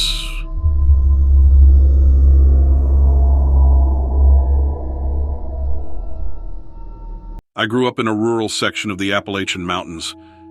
I loved it there. There was a peace in those mountains that I've never found anywhere else. The air was clean and crisp, and the woods were incredibly quiet, which I guess some people don't like. I was used to it, though, since it was all I'd ever known. But I had an encounter one year that changed my feelings about the place. It was during hunting season. My uncle had come up from Florida to go white-tailed deer hunting with us. He had come up a little before the season started so he and my dad could go over all their gear. I was in my late teens then. I had a dog that was part Alaskan Husky and part German Shepherd. I'd go hiking pretty often, and my dog Max would always go with me. He was a good-sized dog, given the two breeds he was mixed from. He didn't scare easily and was really protective. The day before the hunting season was starting, we were out on one of our usual hikes. We'd go up the hill behind my parents' house to an old coal mining road. There were a couple cold water springs near the road. Usually, when we got within 100 feet or so of the springs, Max would run ahead to get a drink and cool off. Well, he took off, and because of the trees and brush, I couldn't see him, but I knew where he would be. I stopped and took a drink from my water bottle. As soon as I started moving again, I heard Max running back down the hill. I figured he was coming back to check on me, but he was running full force toward me with a panicked look on his face. I'd never seen that look before. He turned around to look up the hill and he bared his teeth. Then he started growling, very low and very frightening. He was standing stock still, just facing up the hill. I called his name and he gave a big yelp and took off running full force down the hill again. I thought that was odd, but I kept heading up. I knew Max would just go on home if that's what he wanted to do. I was hoping to see what might have spooked him. There wasn't much wildlife to be feared at the time. Usually just squirrels and chipmunks and possums and stuff. The scariest thing might be a bobcat, but I'd never seen one the whole time I'd lived there. I reached the top of the hill without seeing anything scary. I was leaving when I spotted these antlers through the trees. There was a lot of rustling noise coming from that spot, which was a little weird because, in my experience, deer are usually so silent. I couldn't imagine Max getting spooked by a deer. He'd been around plenty of them. Anyway, I hoped it was a good sign of whitetail in the area for the start of hunting the next day. I turned to head down and suddenly I was hit with this absolutely putrid smell of rotten flesh. Like if you forgot some meat in your fridge for months and then opened it up. I headed out of there and got home and found Max in the yard waiting for me. He seemed really restless, pacing around. I couldn't figure him out.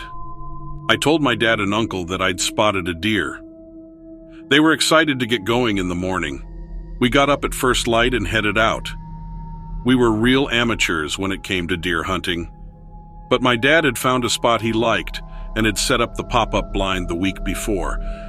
We got to the blind, which was set up near a stand of oaks in sight of the stream. I had binoculars with me so I could do some bird watching while we were sitting there. Waiting on deer can get incredibly boring. You have to be so quiet. Even the snacks we brought were the not crunchy kind. But I was ready to pay attention. We'd probably been there a couple hours when we started hearing this high-pitched sound that sounded like a wounded animal or something. We didn't see anything.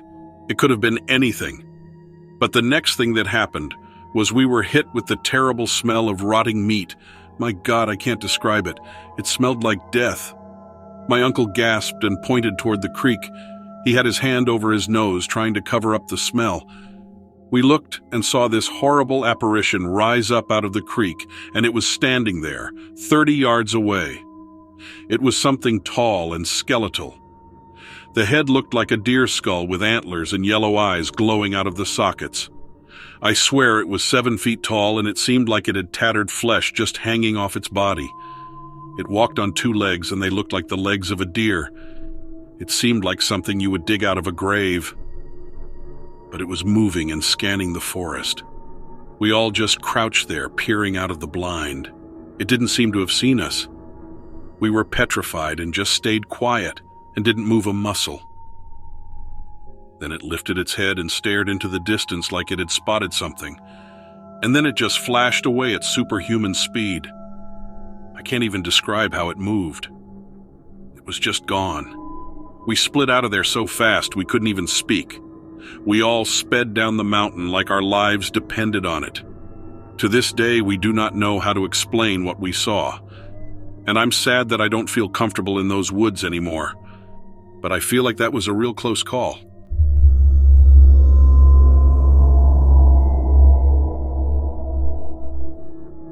I'm a bit of a recluse, and I live in a cabin on about 30 acres outside of Paducah, Kentucky, in a wooded area.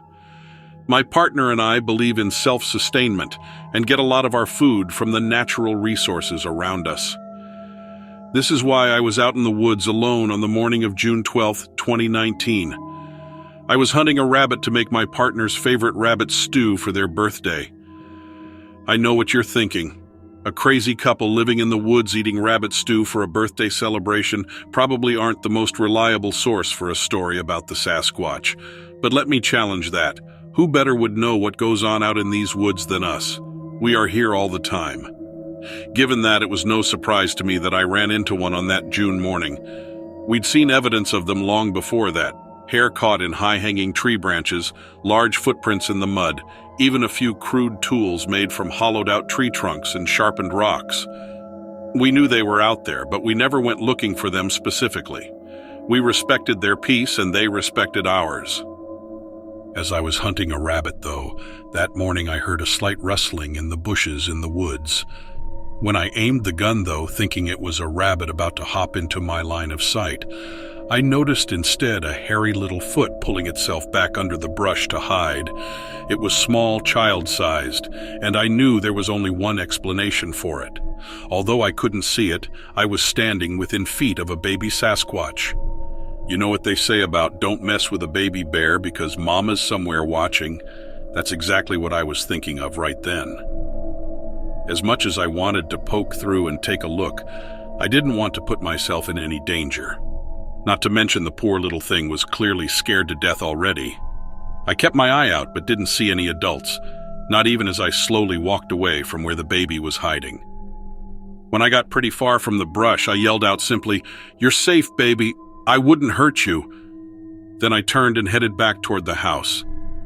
I heard a strange sound from behind me when I turned, a sort of a cooing or a whoop sound, but I didn't turn back to look. I did manage to get a rabbit on the way home and made the stew. My partner and I sat out on the porch that night looking at the stars, and I told them all about the baby Sasquatch run-in earlier. As I was talking, we looked out across our small yard and noticed something strange moving in the distance. It was hard to make out at first, so I grabbed the binoculars from inside to help. Sure enough, there at the edge of the tree line, that baby Sasquatch stood watching us.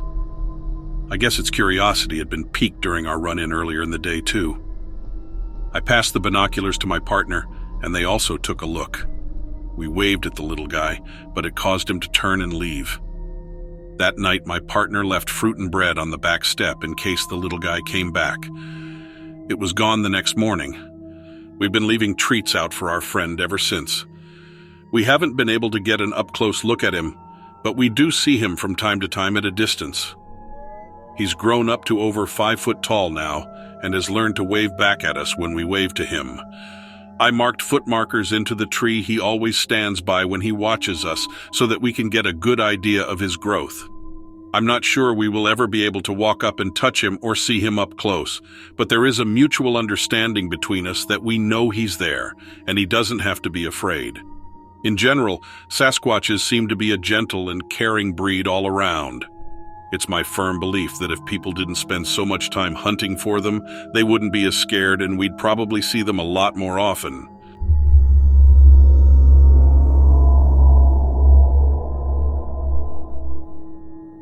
I saw an alien. I know that sounds out of this world because I'm not some farmer whose cows keep getting chopped up in crop circles, but I straight up saw an alien more than once.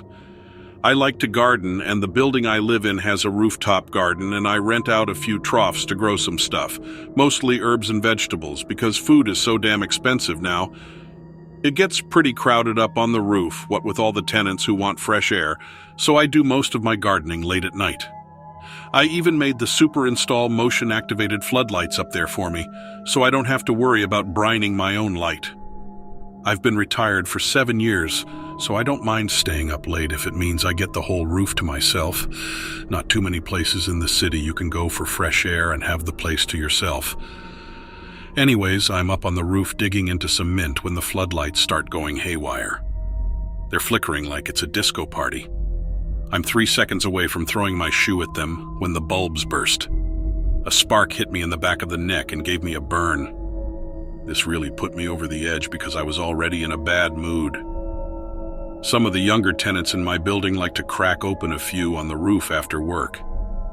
Nothing wrong with that, but tonight they were being pretty loud and they left a bunch of cans in the planting beds and left.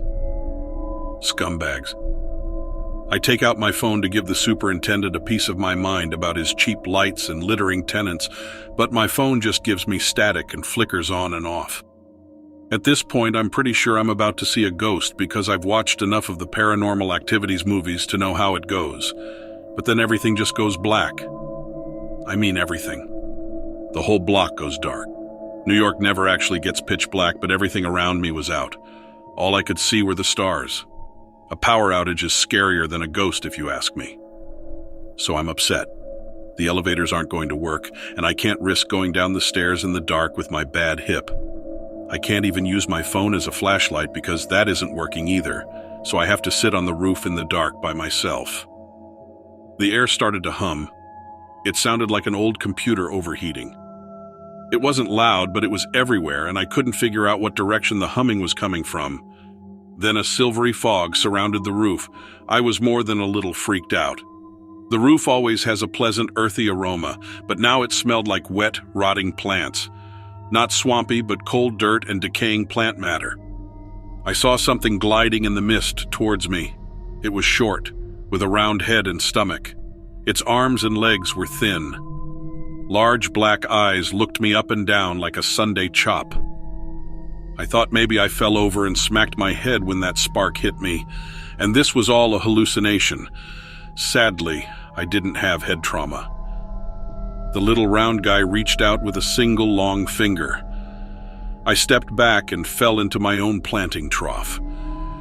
The alien prodded me in my hip with its extended finger. Then it compared it to my other hip. Somehow this creature was able to tell I had a hip replacement just by looking at me. Made me a little bit nervous about what else it could see through with its black orb-type eyes. I got out of the planter and limped away from the alien without taking my eyes off of it. It did not seem very concerned with me anymore. Its attention was now on the mint plants I had crushed by falling on them. A long-fingered hand reached in and grabbed a handful of crushed mint leaves. The alien's fingers sizzled gently, but it didn't seem to be in any pain. It just turned its hand over and analyzed the leaves. I wasn't interested in the spectacle anymore. All of this close encounters with the fourth kind stuff was above my pay grade, so I walked towards the stairs. But the farther away I got from the alien, the thicker the silvery fog became. I tried to walk through it towards where the stairs should be, but I felt resistance. It was like walking through jello, and the closer to the edge I got, the thicker it became. It quickly became too strong to fight, and I stopped walking. My body slid back to the center of the roof like the alien was the center of some kind of gravity field. The alien didn't even spare me a glance. It just kept analyzing all the different plants in the garden. I had to just stand there and wait, not knowing what to do. It was surreal. Here I was with a species from another planet, and it felt almost comical, like an awkward situation out of Seinfeld. Eventually the humming returned, and the fog retracted like it was being sucked up by a vacuum. The alien disappeared with the fog. I didn't see any kind of ship or spacecraft, but at the point where the mist disappeared, there was a blank darkness that blocked out the stars behind it. The edges of it vibrated slightly. A bright silver light cut on and then shot straight up into the sky, made a 90-degree turn without slowing down, and shot off into the horizon like a firework. I sat on that roof until dawn, not knowing what to think. The building super showed up and told me my phone had left him a voicemail that sounded like sonar signals. I got calls the rest of the day from people saved in my contacts telling me the same thing. I think the Pentagon should be paying more attention to this kind of stuff.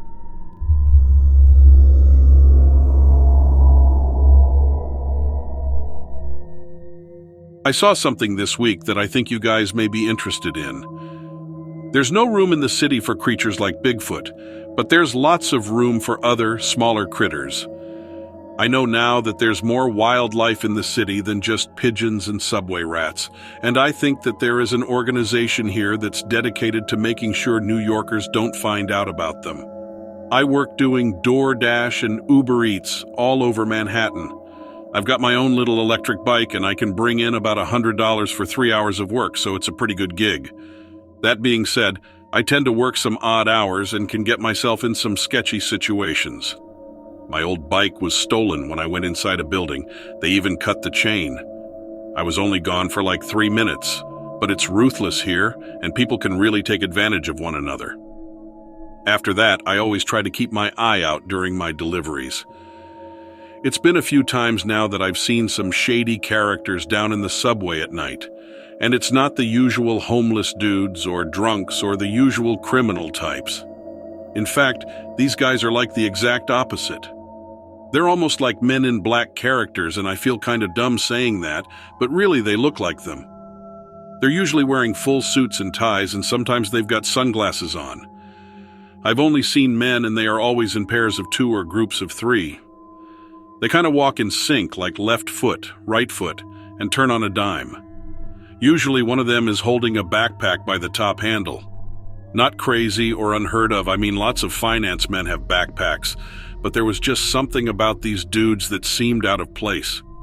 When it's late like that at night, the only people out are usually inebriated or sleeping on the benches. 90% of the time, they've just got their noses in their phones and headphones in. After my bike got stolen, I've been extra diligent and kept my eyes up at all times. It was like 2 in the morning, and I was trying to figure out if I could catch the J at Bowery Station in Lower Manhattan. No one else really was down there, not even the usual characters. I was standing on the platform when 2 of those guys in suits came out. They were acting more frantic than usual and talking to each other in hushed voices. I'm just standing there, and out of the corner of my eye, I see a rat crawl on the tracks. It's typical for these critters to live down here, and I've certainly seen my fair share over the years. One even ran right over my foot while I was waiting for a ride once. But this rat was running so fast it was definitely trying to get away from something, and it was moving frantically. I felt bad for the little thing and thought maybe it knew that being on the tracks was dangerous. When the 2 men spotted the rat, they stopped talking right away and walked right onto the yellow marker next to the track. Now, if you're a New Yorker, you know you should never get that close to the rail and definitely shouldn't jump down onto the tracks. But that's exactly what they did, because in the next instant, the 2 men were on the floor and one scooped up the rat into the backpack. I was just standing there, shocked and confused, and I maybe let out a gasp, but I definitely didn't want to get involved. Once the rat was in the guy's backpack, the entire thing started shaking and obviously trying to get out. It was stronger than a normal rodent, though, like it was desperate, and I could tell it was hitting something metal inside the bag. As they were climbing up and off the tracks, the dude dropped the bag, and I could see it starting to rip. The rat was chewing the fabric to bits, and I could hear metal scraping, and like a few seconds later, the rat popped out of the bag. But when it came out, it looked a lot different than it did when it went in. It was like a foot long with a wide-barreled body and huge, sharp teeth. Its eyes were glowing red, and its hair was standing up straight at all angles. The thing had yellow claws, and it didn't look scared anymore. Instead, it was frothing at the mouth and angry. The 2 guys looked terrified and jumped back away from it. We started to hear the subway coming from around the corner, and the giant rat heard it too because its ears started twitching and it ducked into a hole in the grate that led under the platform. The guys pulled out their phones and started to call someone, but I just realized I needed to get out of there as soon as possible, so I hopped onto the train and headed home. I've seen these men before, but I had no idea that they could have been involved in something like this. I don't know if that rat was a mutant or a lab rat or what, but something was seriously wrong about it, and it basically shapeshifted right before my eyes. I'm definitely going to try to stay out of the subway at night.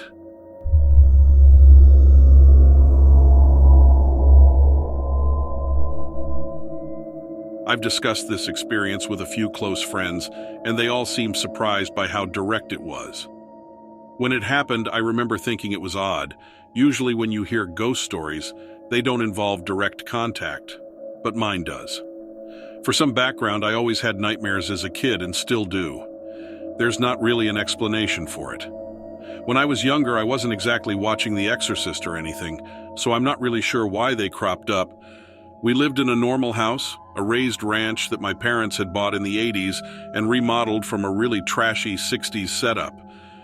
It was a comfortable place, roomy enough for my brother and I don't ever remember feeling like anything paranormal was around. As I mentioned, nightmares were really common for me.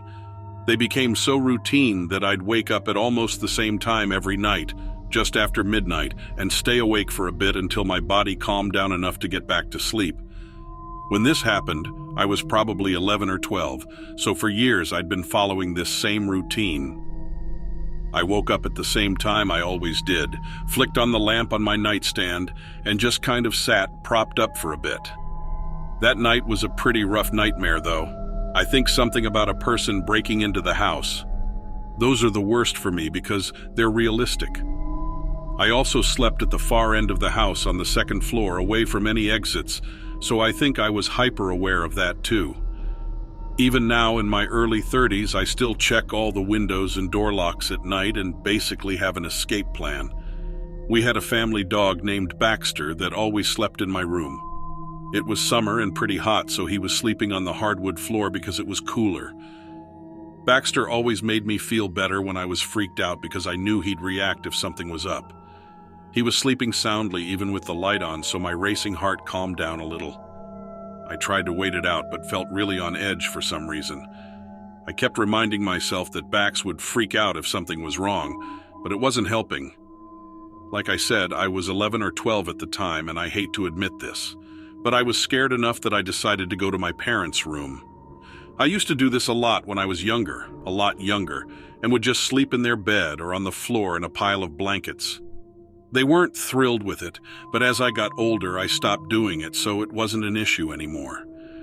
This night, I slowly got out of the bed and kept trying to talk myself out of it. It was so embarrassing, but I just couldn't shake the feeling that something was wrong. I grabbed my comforter, quietly opened the door, turned on the hall light, and hightailed it down the hallway to their room. My mom woke up a little when I knocked and explained that I couldn't sleep. She sighed but agreed that I could sleep on the floor. They had a pretty big room and an expansive floor between the end of the bed and the far wall where they had a television. I hunkered down near the TV and got comfortable, my eyes adjusting to the dark as I did so. I just started to drift off to sleep when I felt something move the blanket near my feet. Now this is a habit of mine. I have to sleep with my feet covered. I usually even roll them up in the blanket a little like a sleeping bag, and this is what I did that night. As I lay there, snapping awake again quickly, I felt the blanket get peeled off of my feet and the air against them. Moving only my legs, I kicked the blanket around until my feet were covered by it again and anchored the edge under my heels. I was practically holding my breath and had just started to calm a little more when it happened again. Laying there in disbelief, I didn't move an inch as the blanket peeled slowly away from my feet. It was tugged from under my heels, and I felt the air against my toes. Baxter, I thought. It had to be the dog. But I frantically remembered that he'd stayed in my room, asleep on the floor. He hadn't followed me into my parents' room. Lifting my chin slowly, I looked across the room at the door, silently praying that it was open and he'd crept in. But it wasn't. As I did this, I of course had to look at my feet where the blanket had moved. There was nothing there. I took another quick glance around and there was nothing or no one on the floor with me. I put my head back down and waited, almost scared to breathe. Minutes went by. Just when I was staring to get comfortable, it happened again, almost like a game.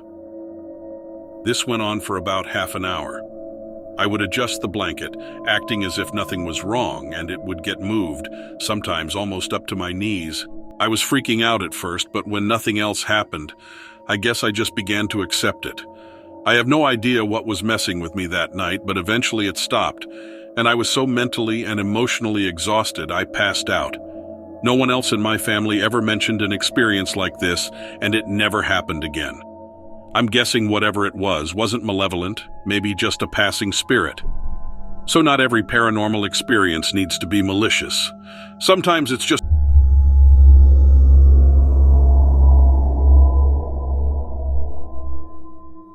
Do you know how affordable it is to fly into Indonesia? At least the area I think of when I think of Indonesia. You know, thatch-roofed lodges, cold showers, and curious macaques looking to steal your luggage. In every direction, a sea of green. I always wanted to experience the rainforest firsthand. $100 earned me a 2-day trek through the jungle with 2 experienced guides and all the sightings of wildlife that I could imagine. I hoped when we first began our journey that I would see at least one Sumatran orangutan. They were the reason I came, honestly. Orangutans had always been my favorite animal, and I wanted to see one in person, in its natural habitat, before their critically endangered status became any bleaker. I donated where I could help the conservation efforts, of course, but it's hard to feel like you're making a difference when you're only one person. Looking back, I wonder if I took the Indonesia trip because I needed to rekindle my fighting spirit, or because I'd already given up on saving the species. It doesn't matter. In the end, neither the orangutans nor myself became the biggest part of my story, although I guess it did start with one orangutan in particular. We were only an hour into the first day's trek when the lead guide raised his flat palm toward me. I stopped immediately, and the second guide, who had been following in the rear, ran ahead to join him. They pointed to the trunk of a large tree, where the vines had wrapped coiled around it and formed a second shell. Whatever they were discussing, I couldn't see it. It was just a tree as far as I was concerned. Then they waved me forward. I approached slowly, exactly as they instructed, and soon my eyes landed on the object of their fascination. Around the rear side of the tree trunk, the layer of vines swelled out to create a hollow dome. Inside that dome, through the bar-like vines, I saw something large and hairy. The Sumatran orangutan. I think I yelped. I was so excited. The guides both glared at me until I quieted down. I hadn't realized it yet, but the orangutan at the base of that tree was frightened. It was hiding. Every few moments it would peek its head out from behind the vines and glance upward. We followed its vision to the canopy but couldn't see anything out of the ordinary.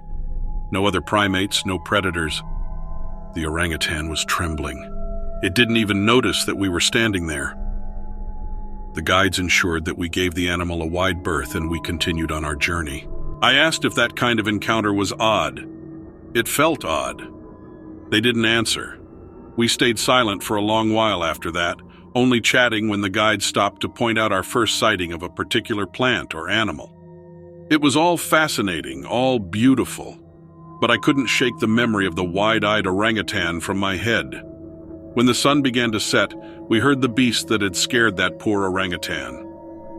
Far above us, something in the canopy howled. I'm no expert, but in the time since this encounter, I've tried to identify that howl. The best way I can describe it is somewhere between the cry of a wolf and a chimpanzee. It was loud, high-pitched, and long-winded. When the call finally faded, we all stood frozen in place. The guides didn't need to explain that they'd never heard anything like that. I could see it in their slack-jawed expressions. We watched the tops of the trees, searching the shadows for the source of that strange howl. We didn't want to move and risk provoking the animal that we couldn't see. Then something in those shadows moved. The entire canopy seemed to sway as the thing in the darkness shifted above us. Whatever it was large enough to bend those trees without a grunt of effort. I remember asking if we should run. Instead of answering, one of the guides broke into a sprint. I followed him, leaving the other one frozen in place. I like to think the guide we left behind got out of that jungle just fine. After all, the beast chased the two of us. Branches cracked and dropped from the sky, turning the dense tree limbs into a rain of foliage that fell at our heels as we ran. The creature was massive and powerful enough that it didn't need to be graceful. I tried to catch a glimpse of the animal when I could, looking hurriedly over my shoulder every dozen paces as I tried to keep up with the guide ahead of me. I saw leathery red wings the length of a car. I saw a long snout and pointed teeth, dark eyes the size of my clenched fists, and feet with hook-shaped claws. I know that the two of us felt like the shadow of death was upon us. The creature felt inescapable, and the jungle felt like it would stretch on forever. But just as quickly as it came, the beast was gone. The only explanation, as far as I'm concerned, was that we had wandered into its territory. Maybe it had recently moved into that part of the forest and didn't want any intruders, human or orangutan. The guide refunded me and didn't say a word. I had questions that I didn't know how to ask. Instead of asking them, I went home. The heart of Indonesia, I learned, was a dangerous place to be. I know answers aren't coming, not without going back.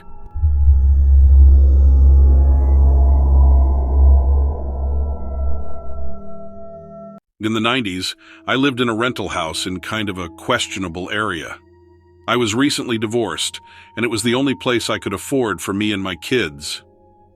But still, I really liked the place. So I was disappointed when I got an unexpected letter from the landlord. The place was up for sale, and I only had a month to get out. I had no idea how I was going to find an affordable place that quick. I got obsessed with looking at real estate ads and driving around neighborhoods looking for rent signs. Everything was out of my price range. Then someone at work told me about this program that could help me buy a house. I'd never considered that. I mean, my income was really pathetic back then. But I decided to look into it, and after a ton of paperwork and jumping through a lot of hoops, I got qualified to buy a low-cost house. I started looking at every house I could find in the Louisville area. I can't begin to describe the things I was seeing. These houses were at the very low end of the market. One of them was so trashed and actually had graffiti on the inside. I got discouraged, but one day I happened to drive by a house in the same neighborhood I was living in. It was actually a really cute house. It was an old Victorian. I got an appointment to see it and was surprised how much better it looked than all the others in that price range. I bid on it right away, and before I knew it, I was actually a homeowner. It happened so fast, I didn't really have time to check everything out thoroughly. We were moving in, and the neighbors came outside and we introduced ourselves. They were two guys probably in their early 50s. They were roommates and seemed nice enough. One was Bud and the other was Vern. They weren't very well groomed. Their clothes were old and ratty, and their hair was uncombed and scraggly. Not to judge, but they didn't seem to be taking care of themselves at all. And they seemed to be unemployed. Every now and then they'd get their water shut off for non-payment. They would request that I sling my garden hose over the fence to borrow water. I always said yes. I felt kind of sorry for them and wondered about their situation. As time went on, we found out they had a lot of animals living with them. Every so often, they'd bring one of their animals out to play on their lawn. There was such a variety: hedgehogs, snakes, lizards, different rodents. I mean, a lot of animals. It seemed odd that they were feeding so many pets when they obviously had very little money, but some people really love animals. One night I was putting my kids to bed and happened to look out the window and could see into their kitchen. These old houses were built really close together. I didn't mean to spy, but I noticed their curtains moving in a strange way. I kept looking intently until I was horrified to realize that they were cockroaches. Hundreds of cockroaches were running up and down their curtains and on their walls. I was beyond creeped out. That explained why sometimes I'd find a cockroach or two in my house. They were visitors from next door. That was so unacceptable to me. It was one of the few things I absolutely could not stand. I called a pest control company the next day. When they came out, I told them what I'd seen and said I wanted the perimeter of my house secured. They said it was doubtful that I'd be able to keep them away if there were truly that many cockroaches. I assured them I wasn't exaggerating. They said I'd probably need to talk to the neighbors and get them to participate in some pest control also. It was agonizing for me, but that evening, I forced myself to go next door and knock on their front door. No one answered. The front of the house looked dark, but I saw lights toward the back.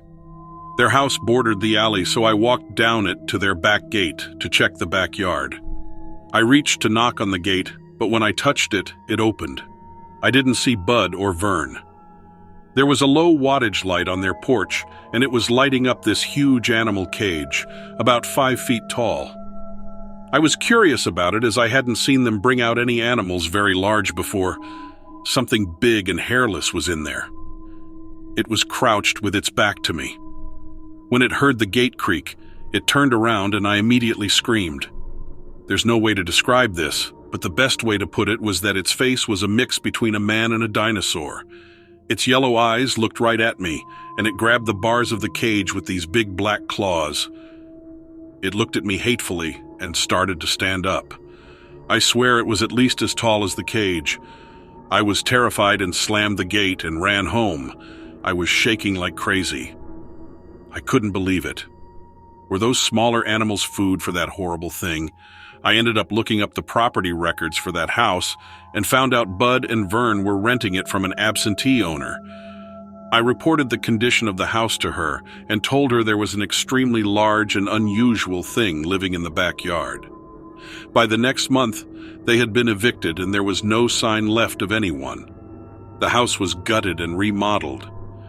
No one would ever know what it had been like before.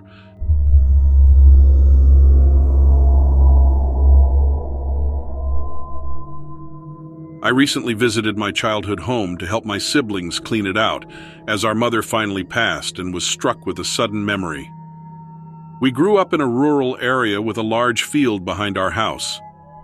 It has since been purchased by developers, but back when I was 10 or so, it was used to grow alfalfa. Our parents always told us to be careful out in the field as there were occasionally hunters or loose dogs running around. We used to play out there a lot anyway, and one of the most thrilling and terrifying things as a kid was finding deer hunting stands in the woods around the edge of the field. I'm assuming the farmer must have owned the surrounding woodlands and leased the property out for hunting. My siblings, 2 brothers, both older, and I didn't go into the woods often. I think part of it was we were scared, especially with hunters around. Our family wasn't familiar with guns, so we had an aversion to them. The woods were also just always very dark, even during the day. They grew thick and the trees blocked out a lot of the light. One day, for whatever reason, when I was about 10, my brothers and I decided to go on an adventure in the woods. Some teenagers up the street had been driving ATVs on the property illegally, and their misadventures left great walking trails. These trails were wide and cleared of big logs or rocks, so they were an attractive adventure for kids our age. This was during the summer, and it was probably around noon or so when we decided to just take off on one of the trails. If you stood at the top of our property facing the field, we went into the woods on the far left side. We'd found abandoned hunting blinds there before, but the trail was far away from them, so we felt comfortable. What we didn't expect was to find any kind of dwelling in the woods.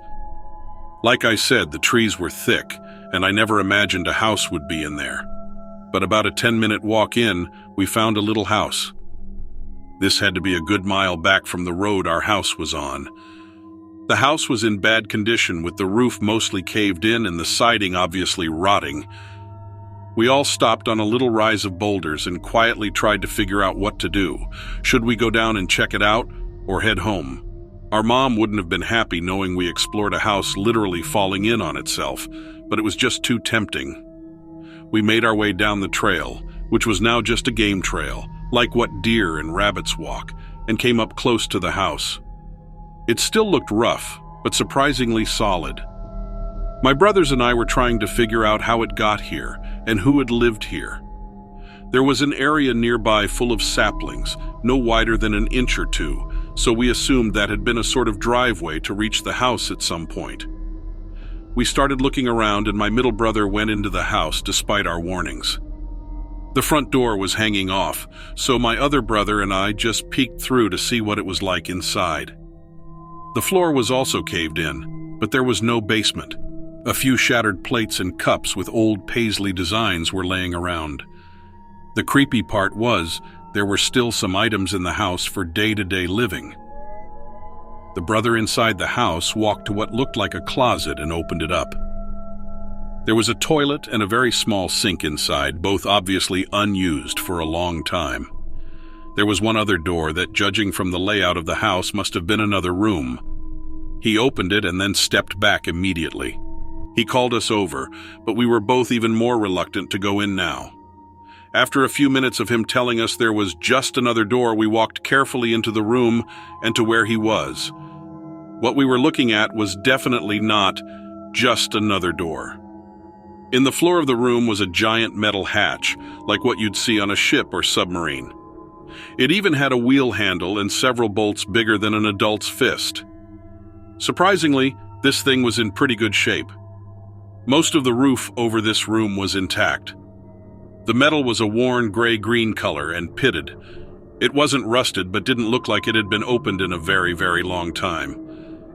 My middle brother kept messing around and trying to turn the wheel, but my other brother and I were so freaked out that we ended up pulling him out of the house and running back up the trail. We went home and only talked about it a few times over the next day or two. It never came up again, and I'd totally forgotten about it until we went to clear out our childhood home. I asked my older brother, the middle brother now lives in Florida, if he remembered. His face briefly went pale, and he confirmed that he did. I have no idea what happened to the house or the hatch in the floor. There's now a big development of condos there. But to this day, I don't think it was a bunker or anything. It was way too sophisticated for the little house, and I'm mostly convinced that it was where the government decided to hide an underground facility for something. Guess we'll never know now.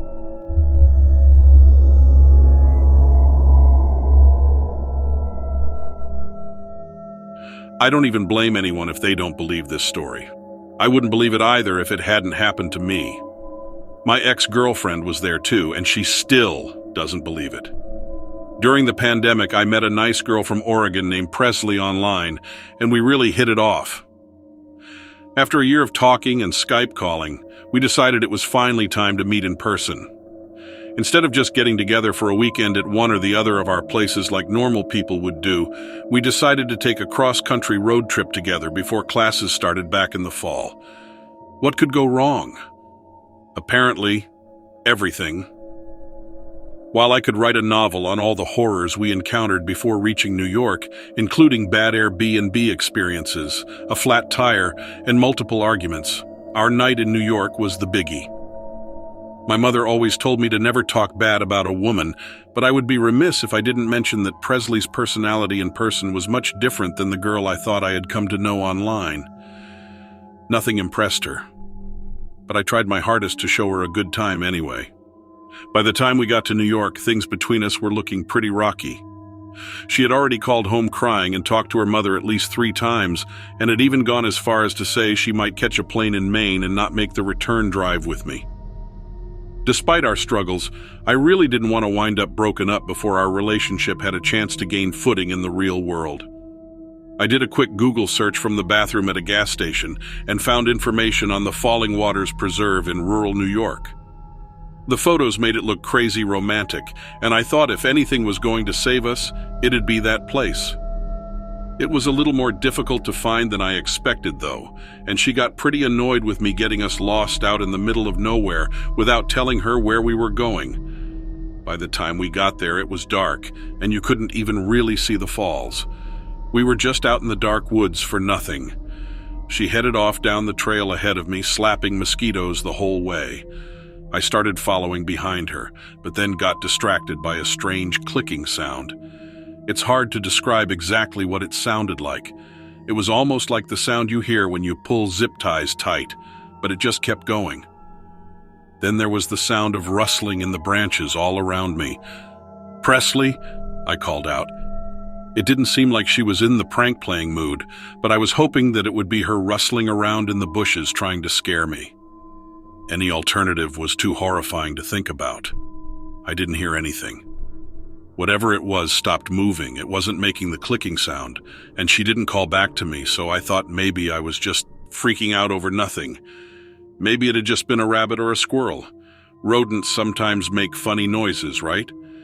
I continued down the path toward the car, but out of the corner of my eye, I saw something white move very quickly beside me in the woods. I turned and looked, and there, looking at me face to face, was the ugliest creature I've ever laid eyes on. I'm 5'10", and I'd venture a guess that if this thing stood up straight, it would have been about as tall as me, but it was down on all fours with its back leg joints inverted like a dog's. Otherwise, it looked like a pasty white, pale, naked person. In fact, I can tell you it was obviously male, if you get my drift. Its face, though, wasn't like a human's at all. It was very gaunt and hollowed out, like you'd expect a corpse to look after a while. There was no nose. It was completely hairless.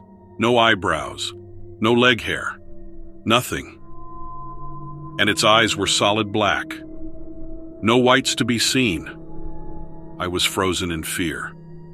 So scared, in fact, that I wet my pants as I stood there staring at it. When I finally did get my faculties about me, I started backing away slow, trembling in my boots. It opened up its mouth wide, revealing razor-sharp dog-like teeth and a long tongue that unrolled from the mouth as it screeched. Then it took off running away from me through the woods in a flash. I turned and ran straight back to the car myself and found Presley sitting in the front seat waiting impatiently. I started the car, frantically telling her about everything that had just happened. She barely looked up from her phone at first. When I finished the story, though, she turned to give me a disbelieving look and asked, "Why would you make something like that up?" I started to say, "Exactly, why would I?" But that's when she noticed I'd wet myself. Needless to say, Presley caught a plane home the next morning and hasn't spoken to me since. She thinks I made the whole thing up to justify having an accident in my pants, which has been the cherry on top of a would-be fun trip that went sour for a number of reasons. I know what I saw, though. After doing some research online, I learned all about the Rake, and I'm convinced that's what visited me in those rural New York woods that night. He was the second ugliest personality I encountered on the trip.